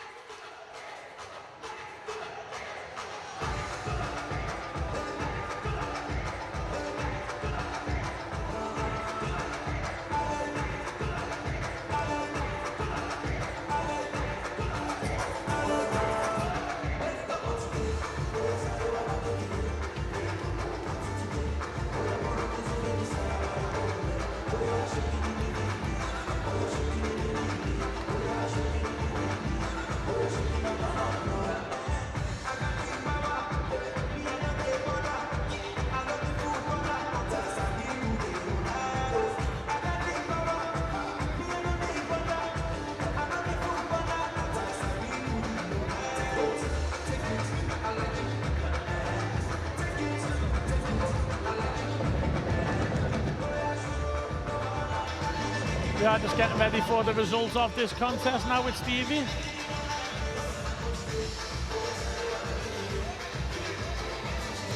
It's a fantastic atmosphere out here as well, isn't it, Marcel? Yeah, I say it again, it hasn't half lived up to it. It's been a cracking show, been multiple stoppages. Ladies and gentlemen, referee Erasmus will show this bout in round number 2, declaring your winner by TKO and still undefeated from the red corner, Diane Gonzalez. Yeah, what a tremendous fight before our main event. That was our co-main of the evening, Diane Gonzalez. Even though it was only 2 rounds, it was so exciting, wasn't it, Marcel? It was, yeah, the whole process. The press conference was exciting. I've been there in the build-up the last few weeks. It's been intense, it's been exciting. All right, ladies and them 2 gentlemen, rounds lived I'm here up to now it with there the winner, with the stoppage. still undefeated Diane Gonzalez. That was a crazy performance. Congratulations. Estamos aquí con Dayan, el Víctor. Bueno, esto fue una locura. Felicidades, ¿y cómo te sientes? No, me siento súper contento. Primeramente quisiera darle las gracias a Dios que se lo pedí y me dio esta victoria, y gracias por lo que estaban orando por este combate. Y segundo, esta victoria se la dedico a mi padre. Quería decirle que su hijo es un campeón. Y segundo y tercero, quisiera decirle a todos, a cada uno que me apoyaron, que me han dicho algo sobre la pelea, darle muchas gracias. Lo único que tengo que decirles es gracias a todos por hacerle la persona que soy. He says, first of all, I want to thank everybody who came out, and I'm very happy with my victory. But this victory I dedicate to my mom, because her mom showed today again her son is a champion, a real champion. I want to thank everybody who supported me, my coaches, my camp, everybody who's supported me along this journey. And yes, I'm real happy. Diane, I just found out that this was a rivalry way back when you were still amateur. Do you think this one settles the score? Esto es una rivalidad que va para atrás con los chiquitos de Amatol, pero esta pelea quiere que la rivalidad ya acabó, ya está ahora. Sí, ciertamente nunca tuve rivalidad con él, simplemente quería yo desde el amateur mejorar mi calidad y mi fuerza. Y yo nunca tuve un título internacional, pero siempre sabían de que yo era un buen boxeador y era fuerte. Y yo con cualquiera me los ponía. He said, yeah, the rivalry was there in the youth, but we never fought for a title or something, but we had a fight before. But this definitely settles the score, and let's see what's next. Well, last one, Diane, I'm sure you got a lot of fans watching right now all over the world. You got a lot of fans here inside the ballroom. What do you want to tell your coaches, your gym, your supporters? Tiene muchos fans, mucho apoyo aquí. Un mensaje a la gente de apoyo, los supporters, tu familia.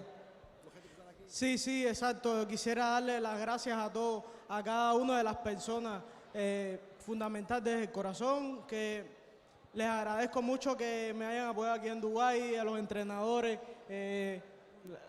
a Núñez, fundamentalmente, ahí, él sabe. No tengo nada que decir, solamente tengo que decir gracias. A todos, gracias. Thank you very much. Thank you for your support. I want to say thanks to everybody who came out, my team, especially my manager, promoter, everybody. Yeah, I got nothing to say. We're working hard, the whole team, like a family, and thanks everybody. Well, congratulations. Muchas gracias, hermano. Ladies and gentlemen, give it up for your winner once again, Diane Gonzalez. Getting George there, stepping in as a translator now, as well as working, being one of the promoters with People's Fighters. As we say, great evening of boxing, as if we talked through it, a good solid debut from Rudicam earlier today. Great stoppage for Nelson. A good contest in the next one, another good stoppage. Frankie Stringer's left hook to the body, Marcel. Is it between that and your finishing for the punch of the night? I don't know, you know what, I've heard so much about Frankie's, but I was in the back warming up, so I'm eager to see it myself. But you need to see Frankie in yours. Yeah, he set it up beautifully. and it was a perfect left hook to the body. Yeah, it was a peach of a shot, but it's been a clean sweep for the team. Stoppage after stoppage, so it's a good night, yeah. And I think we've winged this country. Luckily, big thank you to Marcel, Rocky, Beefy, and then Marcel again, who have helped us wing through this one. And I think we might be getting ready. Have I got to go back in? I'll come back and join you though, Marcel. Yeah, all the best. Enjoy it.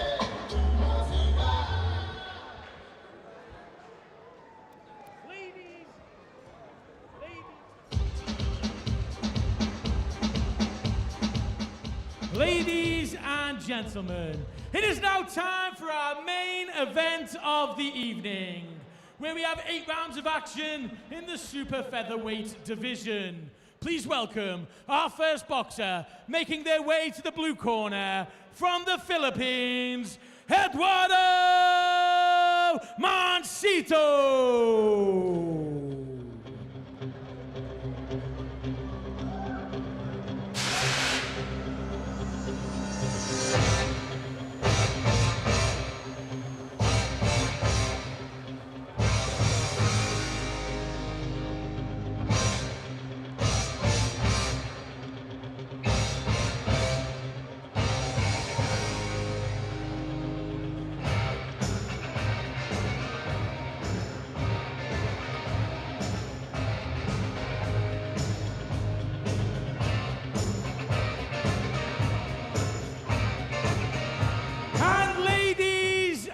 Gentlemen, please welcome his opponent, making his way to the red corner, the former British Super Bantamweight champion, former IBO Featherweight champion of the world from Liverpool, JAZZA Dickens.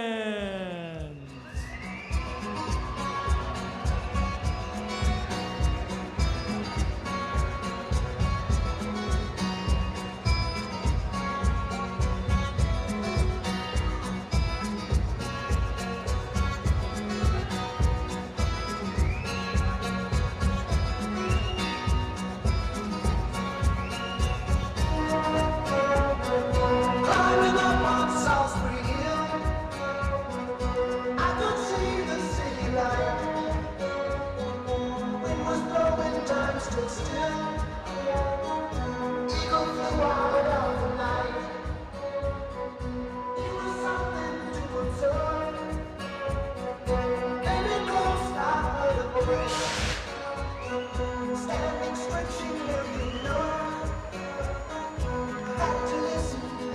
choice. I did not believe the information. Just had to trust imagination. My heart going move. Some said,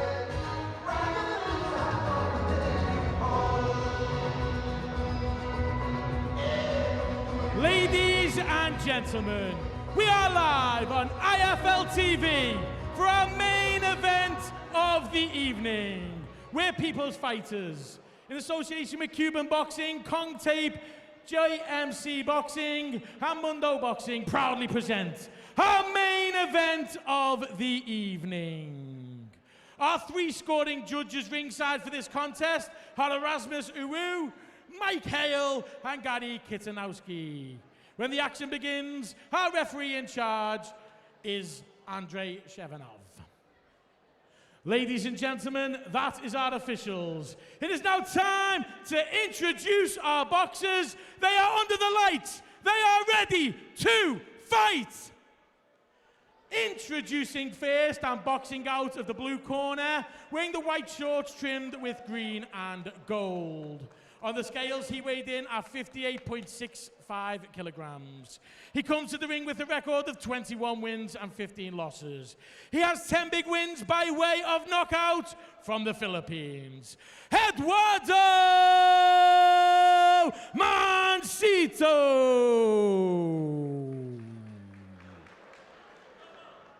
And ladies and gentlemen, please welcome his opponent facing him across the ring and boxing out of the red corner. Wearing the red shorts with black trim. On the scales, he weighed in at 58.9 kilograms. He comes to the ring with a record of 33 wins, 5 losses. He has 13 big wins by way of knockout. The former British super bantamweight champion. Former IBO featherweight champion of the world from Liverpool, England, JAZZA Dickens.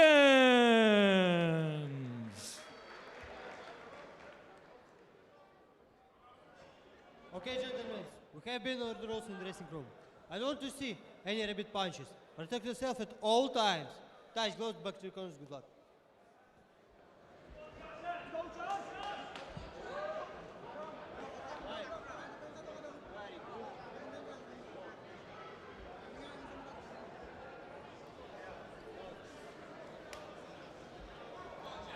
Going into round one now of this super featherweight contest. JAZZA Dickens versus Eduardo Mancito. Another good contest lined up, I believe, Marcel, in JAZZA and Eduardo. Eduardo, a very experienced operator. Himself coming off the back of 3 wins. We see them losses, but coming off the back of 3 wins himself, Marcel. Yeah, and he's come straight out and tried to fire away. I don't think JAZZA will be fazed by that. He'll be looking to just find his range, settle into it, and find his shots. Very experienced operator, JAZZA, isn't he? Former British champion, fought for a world title, and then won an IBO world title as well, after challenging Kid Galahad, and then getting, you know, the big win in the IBO world title fight in his home city of Liverpool. And looking to get back to that level. Yeah, I mean, he's been and done it all, do you know what I mean? He's very experienced, and he's a class act. And I'm looking forward to his performance here. Eduardo Mancito swinging there with his backhand but falling short. JAZZA on his toes, letting shots go.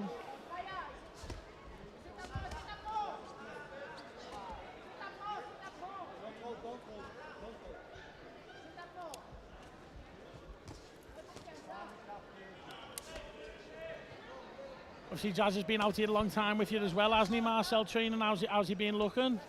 Yeah, quality. He's been looking very well, yeah. If you know JAZZA, you know he doesn't stop. He's a true professional. There's no one quite like him, is there? No, there's not. I tell you what, a funny thing, I've just seen him in the back before, wrapping his own hands before he fights. He's great, isn't he? And the way you had them kids on the ring walk with him. Yeah, he's a true class act. I'm looking forward to this year. Nice backhand to the body from him there. Managing to block what Mancito did, throw back and letting his own shots go. A little bit of a stumble there, nothing more. I think it was a bit of a low blow from Eduardo Mancito there. Ref just pulled him on it. Nice short hook there, short lead hand hook from JAZZA Dickens.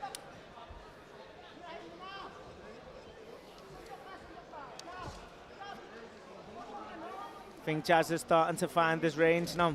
Yep. Lands a nice hook there. We're into the last 30 seconds of this opening round. JAZZA just pressing him here. Starting to find that. He stumbles over it again. Yeah, he's definitely finding that range, starting to press him. Even when he's not throwing shots, he's pressing him back to the ropes.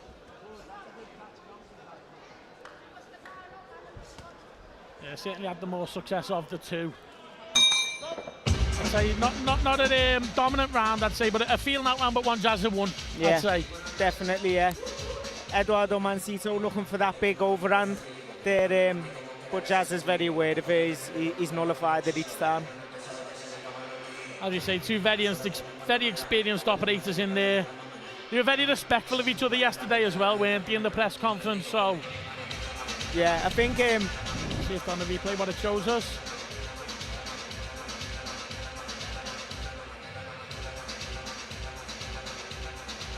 Yeah. That nice hook there from JAZZA.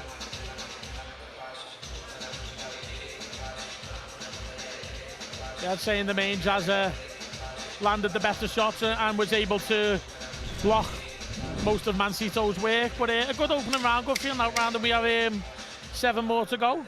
Yeah. Round 2 coming up.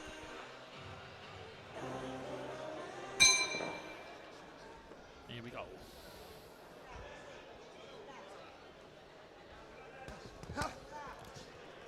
JAZZA looking Some to solid shots from here from JAZZA at the start. Yeah. Little shot on the break. That's some good work again from JAZZA.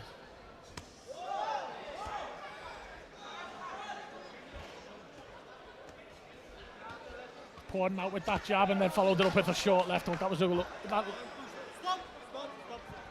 Getting into a little bit of a tangle here. Yeah. Can that zap you when you're tangled like that, Marcel? Or? I mean, it can if you keep resisting and you get into a wrestle with them.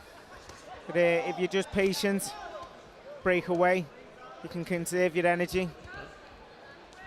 I think it's a bit difficult in a situation when you've got a man putting his head down and still pushing forward. It's a tricky situation. They were only a minute into the second round. Mancito's sort of been bundled over a couple of times already. Yeah, I'm not sure if he's a bit tentative and from JAZZA's power. Ooh, lands a lovely lead hook there, JAZZA.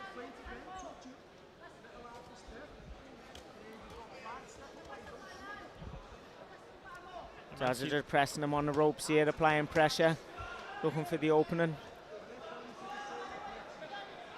Mancito trying to keep a tight guard. Again, JAZZA, is that just showing a bit of his physical strength a bit? Yeah, I mean, you've got to do it at times, especially if you realise your man's balance is not the best. Sometimes you give them a nudge to let them know. Yeah. Using control.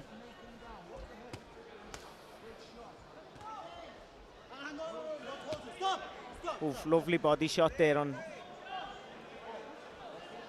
Got into a tangle there, but JAZZA landed a lovely body shot there.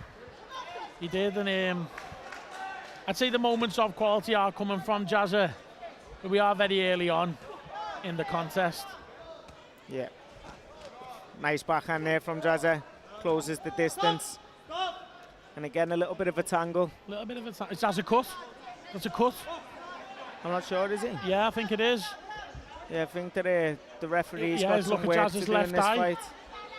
I think that could be a cut, you know, a bad one, Marcel. I'm not sure what caused that. Was that in that tangle then? An elbow possibly, or a head? Elbow or a head, but that's a knockdown. That is a definitely a knockdown. So I thought the backhand landed myself, and then he followed it up to the body. It did, but the referee says no knockdown. Oh, another good backhand left hand. lands again. We'll have to try and work out what has caused that cut. Since the cut, Jazz has landed a much better shots, but yeah. Is that a bad one, Marcel? I'm not too sure. I can't see too much of it. But I know that since he has got a cut there, Jazz has started landing some spiteful shots. He's got former WBO world champion Paul Weir working the cuts, a very experienced and respected man in boxing, so he's in good hands. Definitely, yeah, definitely. Hopefully we get a replay showing us what caused the cut above Jazz's eye there. Getting told ringside that it was heads. Just hopeful for the replay. It was very messily in that tangle, wasn't it, towards the... Here we go.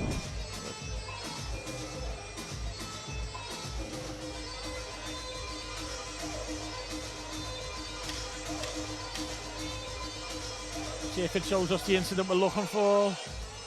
Was it? Not too sure. No, not too. Oh, well, but he went from one replay finished with no cut, and the next one started the knockdown with one. And I'm not sure. Yeah, definitely a knockdown. That wasn't it, Marcel? Yeah, it should have been. Yeah, should have been definitely. We go into round 3. Yeah.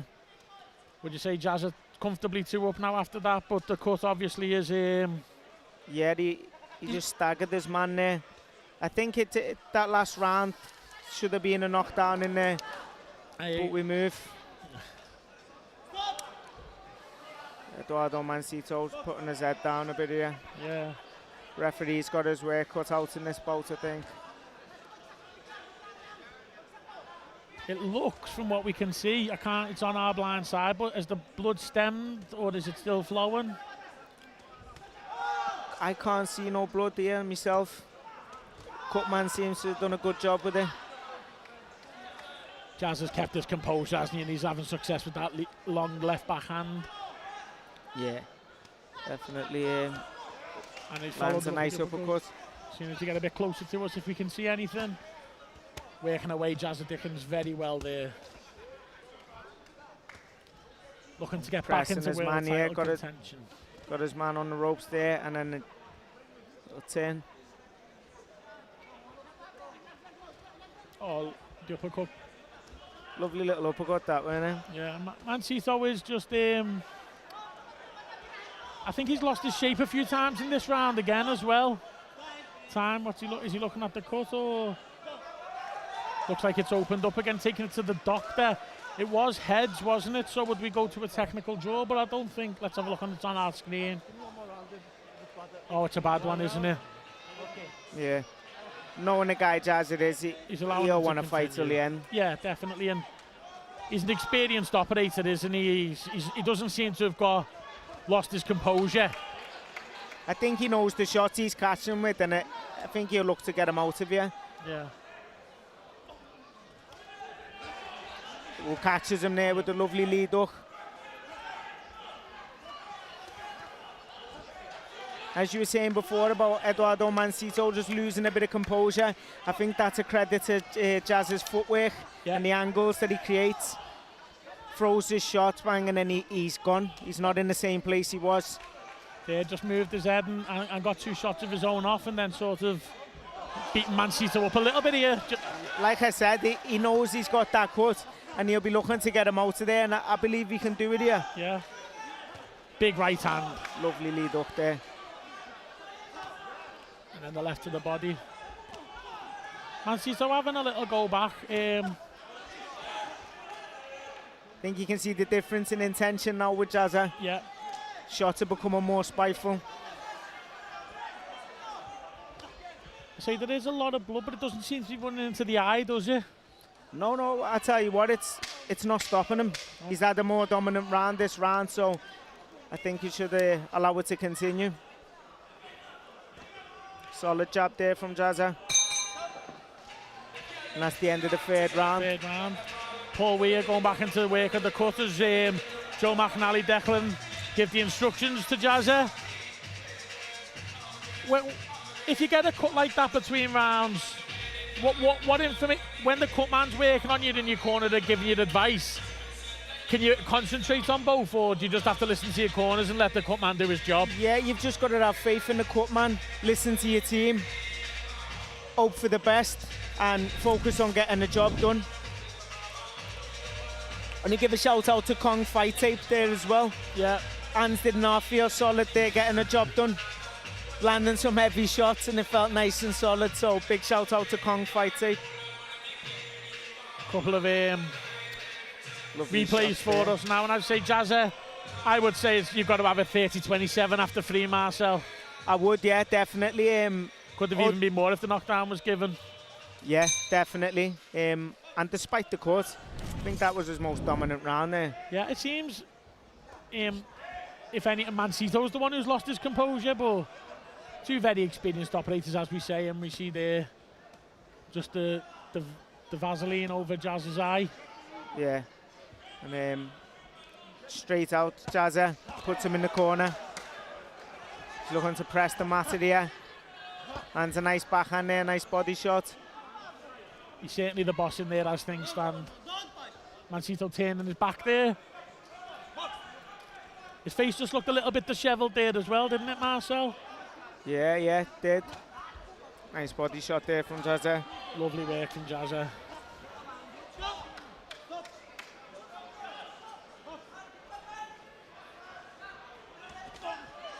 Clash of the heads there. Jazza not letting it deter him and letting his shots go. No, he is a true warrior. Like the shorts say. The cut has not deterred him whatsoever. He's still determined. Yeah, kept his composure, I think stuck to the game plan. I think we know Mancito at times is fiddling his way through, isn't he? Yeah, I'm not sure he knows how to deal with the footwork and angles of Jazza here. Yeah. Jazz is making him look very messy at times.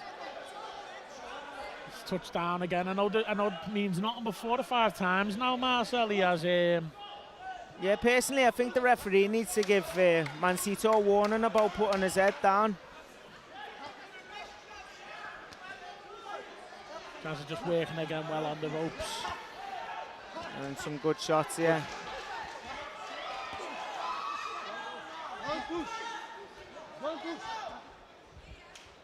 I tell you what, he started executing a much better game plan since taking the cut. He has not let it affect him whatsoever. He started pressing the matter. And I don't think Mancito's had the answers for the questions that Jazz has been raising. A lovely shot there. Lovely backhand there from Jazza. And I tell you what, his defence has been spot on because you can't see no blood this round. No, he hasn't. Nice backhand again. Not being able to capitalise on that cut in any capacity. Jazza working again away, just in front of us here. Another uppercut from JAZZA Dickens. Former IBO featherweight champion of the world, now up at super feather.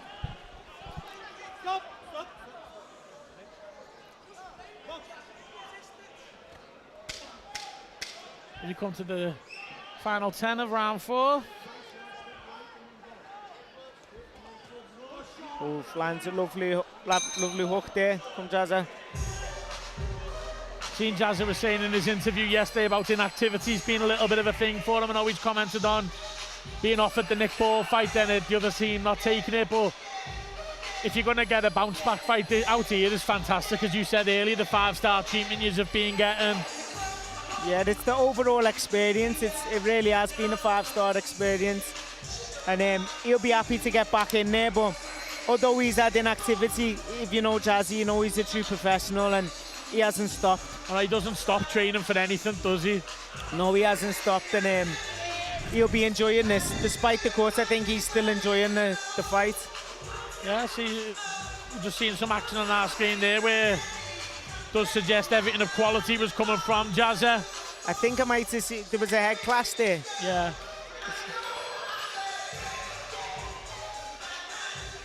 Some good shots landed. Would you say it's all 4 in the bank for Jazza though? I would, yeah, I would. He's going to work again. Mancito in his own corner. Jazza stepped off before throwing that one. Subtle angles from Jazza on the inside. He'll nudge his opponent, and before the opponent can react, he'll be in a different position. And it seems like he's warming up more and more here. Yeah. Got to agree with you there, Marcel. A few throwaway shots from Mancito there. Not landing. Oh, again, ducking down.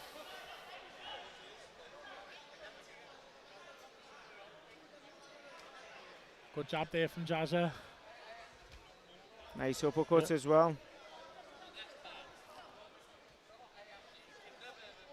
I think Mancito's a little bit puzzled as how we can get into the fight. As you say, Jazza's movement just a little bit too much for them. Yeah, I think at times he's throwing shots just to try and keep Jazza busy, really. Keep him busy thinking. I mean, in boxing, you say you've got to keep your opponent thinking, and I think some of these shots are just to try and keep Jazza thinking. Yeah. And I think Jazza does the same with his feinting, his movement. Yeah. You can never switch off against him. He's constantly ready to let the shots go.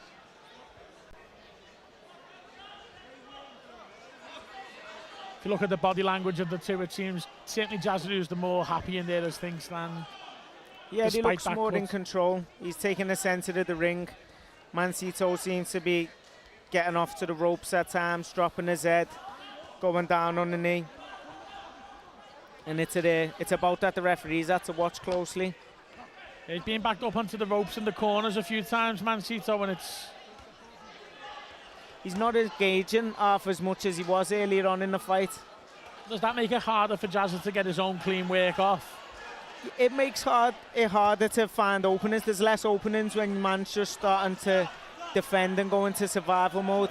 Another bundling over. It's I don't really think you can tell Jazza off for anything there, though. No, I think it's a case of his man doesn't want to engage as much, and yeah, I think they're lovely uppercut there. He shakes it off as if to say it didn't hurt. He's out the ring. And he's out the ring.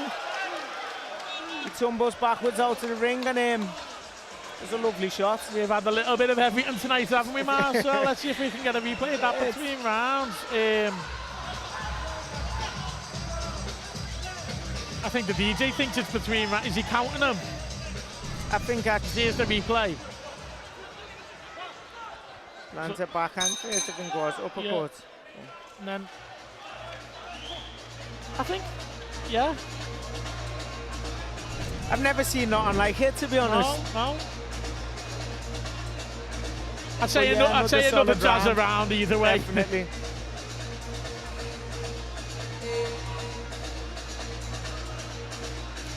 Personally, myself, I'm hoping that Mancito comes out and tries to engage a bit more. But I think now 5 rounds into an 8 round, and he must know.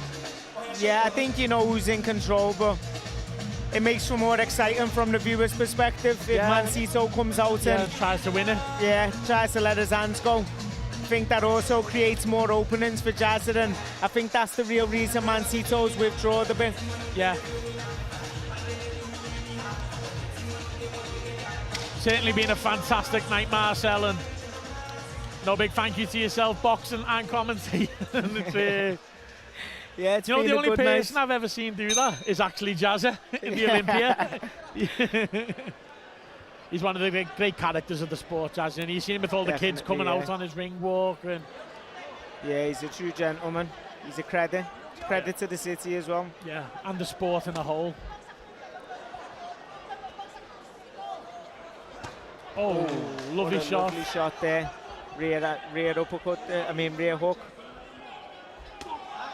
Mancito tries the same shot himself, it doesn't quite come off. Jazza just lands a little jab, that cuts. Paul Weir seems to have done a good job with it, doesn't he? Stopped it flowing, certainly. Yeah, he's done a really good job, and Jazza's done good as well. The composure he's shown since getting the cut. So he's very experienced, but also Joe and Deco in the corner, very experienced as well, aren't they? So yeah, it's some team. I tell you, yeah, some team. I think it showed in my performance the difference with the team, and how they've adjusted the game plan here since getting the cut. It's just not being capitalised on any way, in any fashion, I'd say. Yeah. And I think that's because Jazza hasn't allowed it to be. As you say, his movements is. He's wailing away in the corner there onto Mancito. Yeah, how he's pressed the matter since getting the cut. press, being in close, but stopped the cuff from being affected. It's a credit to him, and he's landing some lovely shots here. Lovely shots here. Again, Mancito dropping his head down. Got a question whether the referee is going to warn him here.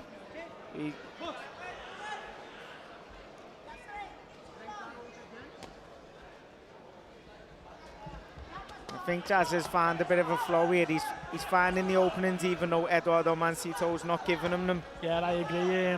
Created his own, hasn't he? Yeah.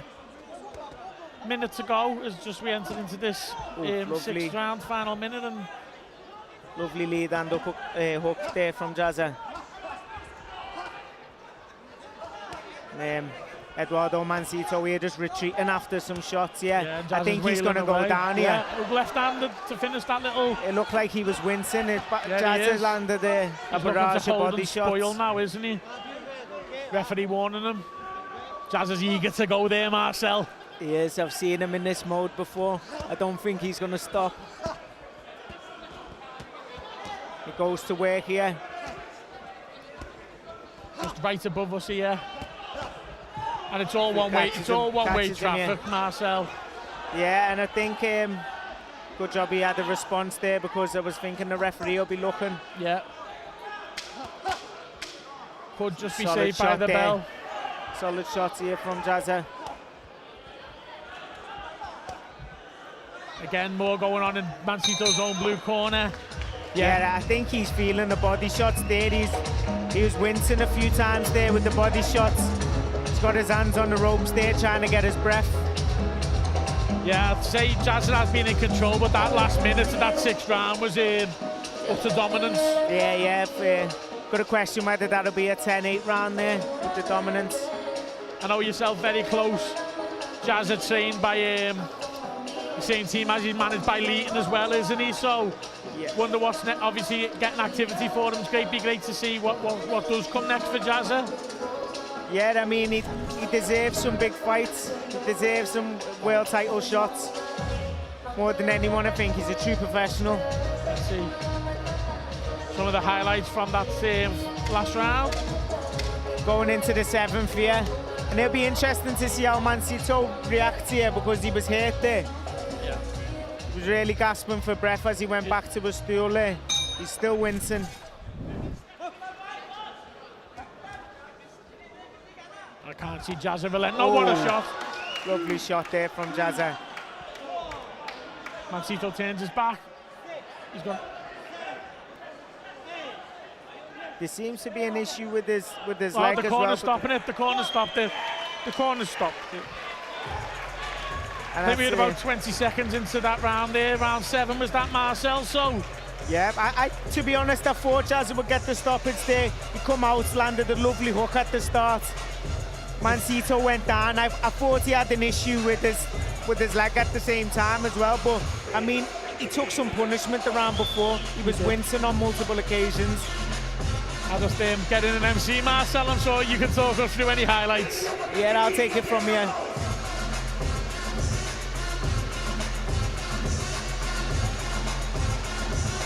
Stoppage victory there for JAZZA Dickens. Looking forward to seeing the replay there.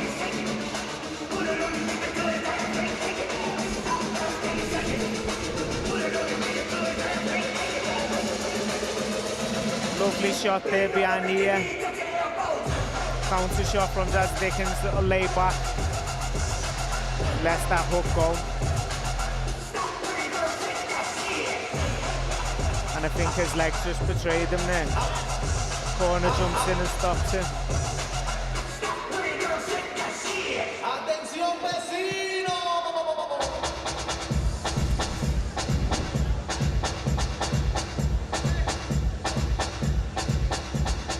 And it's a clean sweep for the coaches here. Declan, O'Rourke, Joe McNally, Jay Carney. Stoppages from all the fighters. What a show it's been. Eduardo Mancito managing to make it back to his feet here.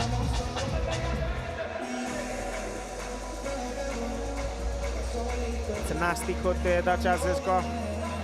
It hasn't stopped him.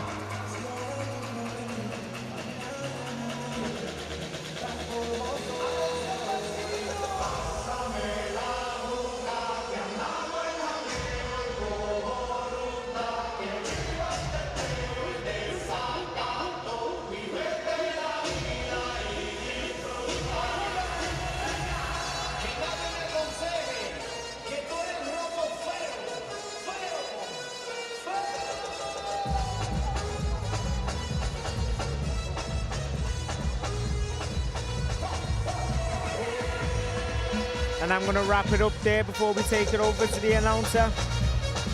Enjoy.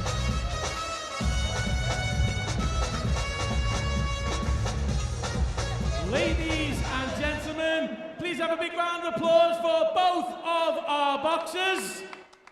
This contest has been stopped after 19 seconds of round number 7. Declaring your winner by TKO, JAZZA Dickens!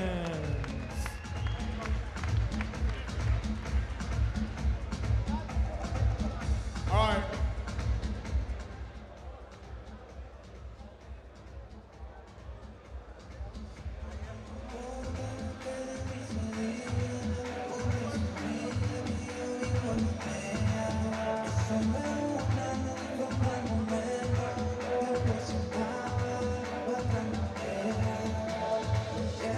Right.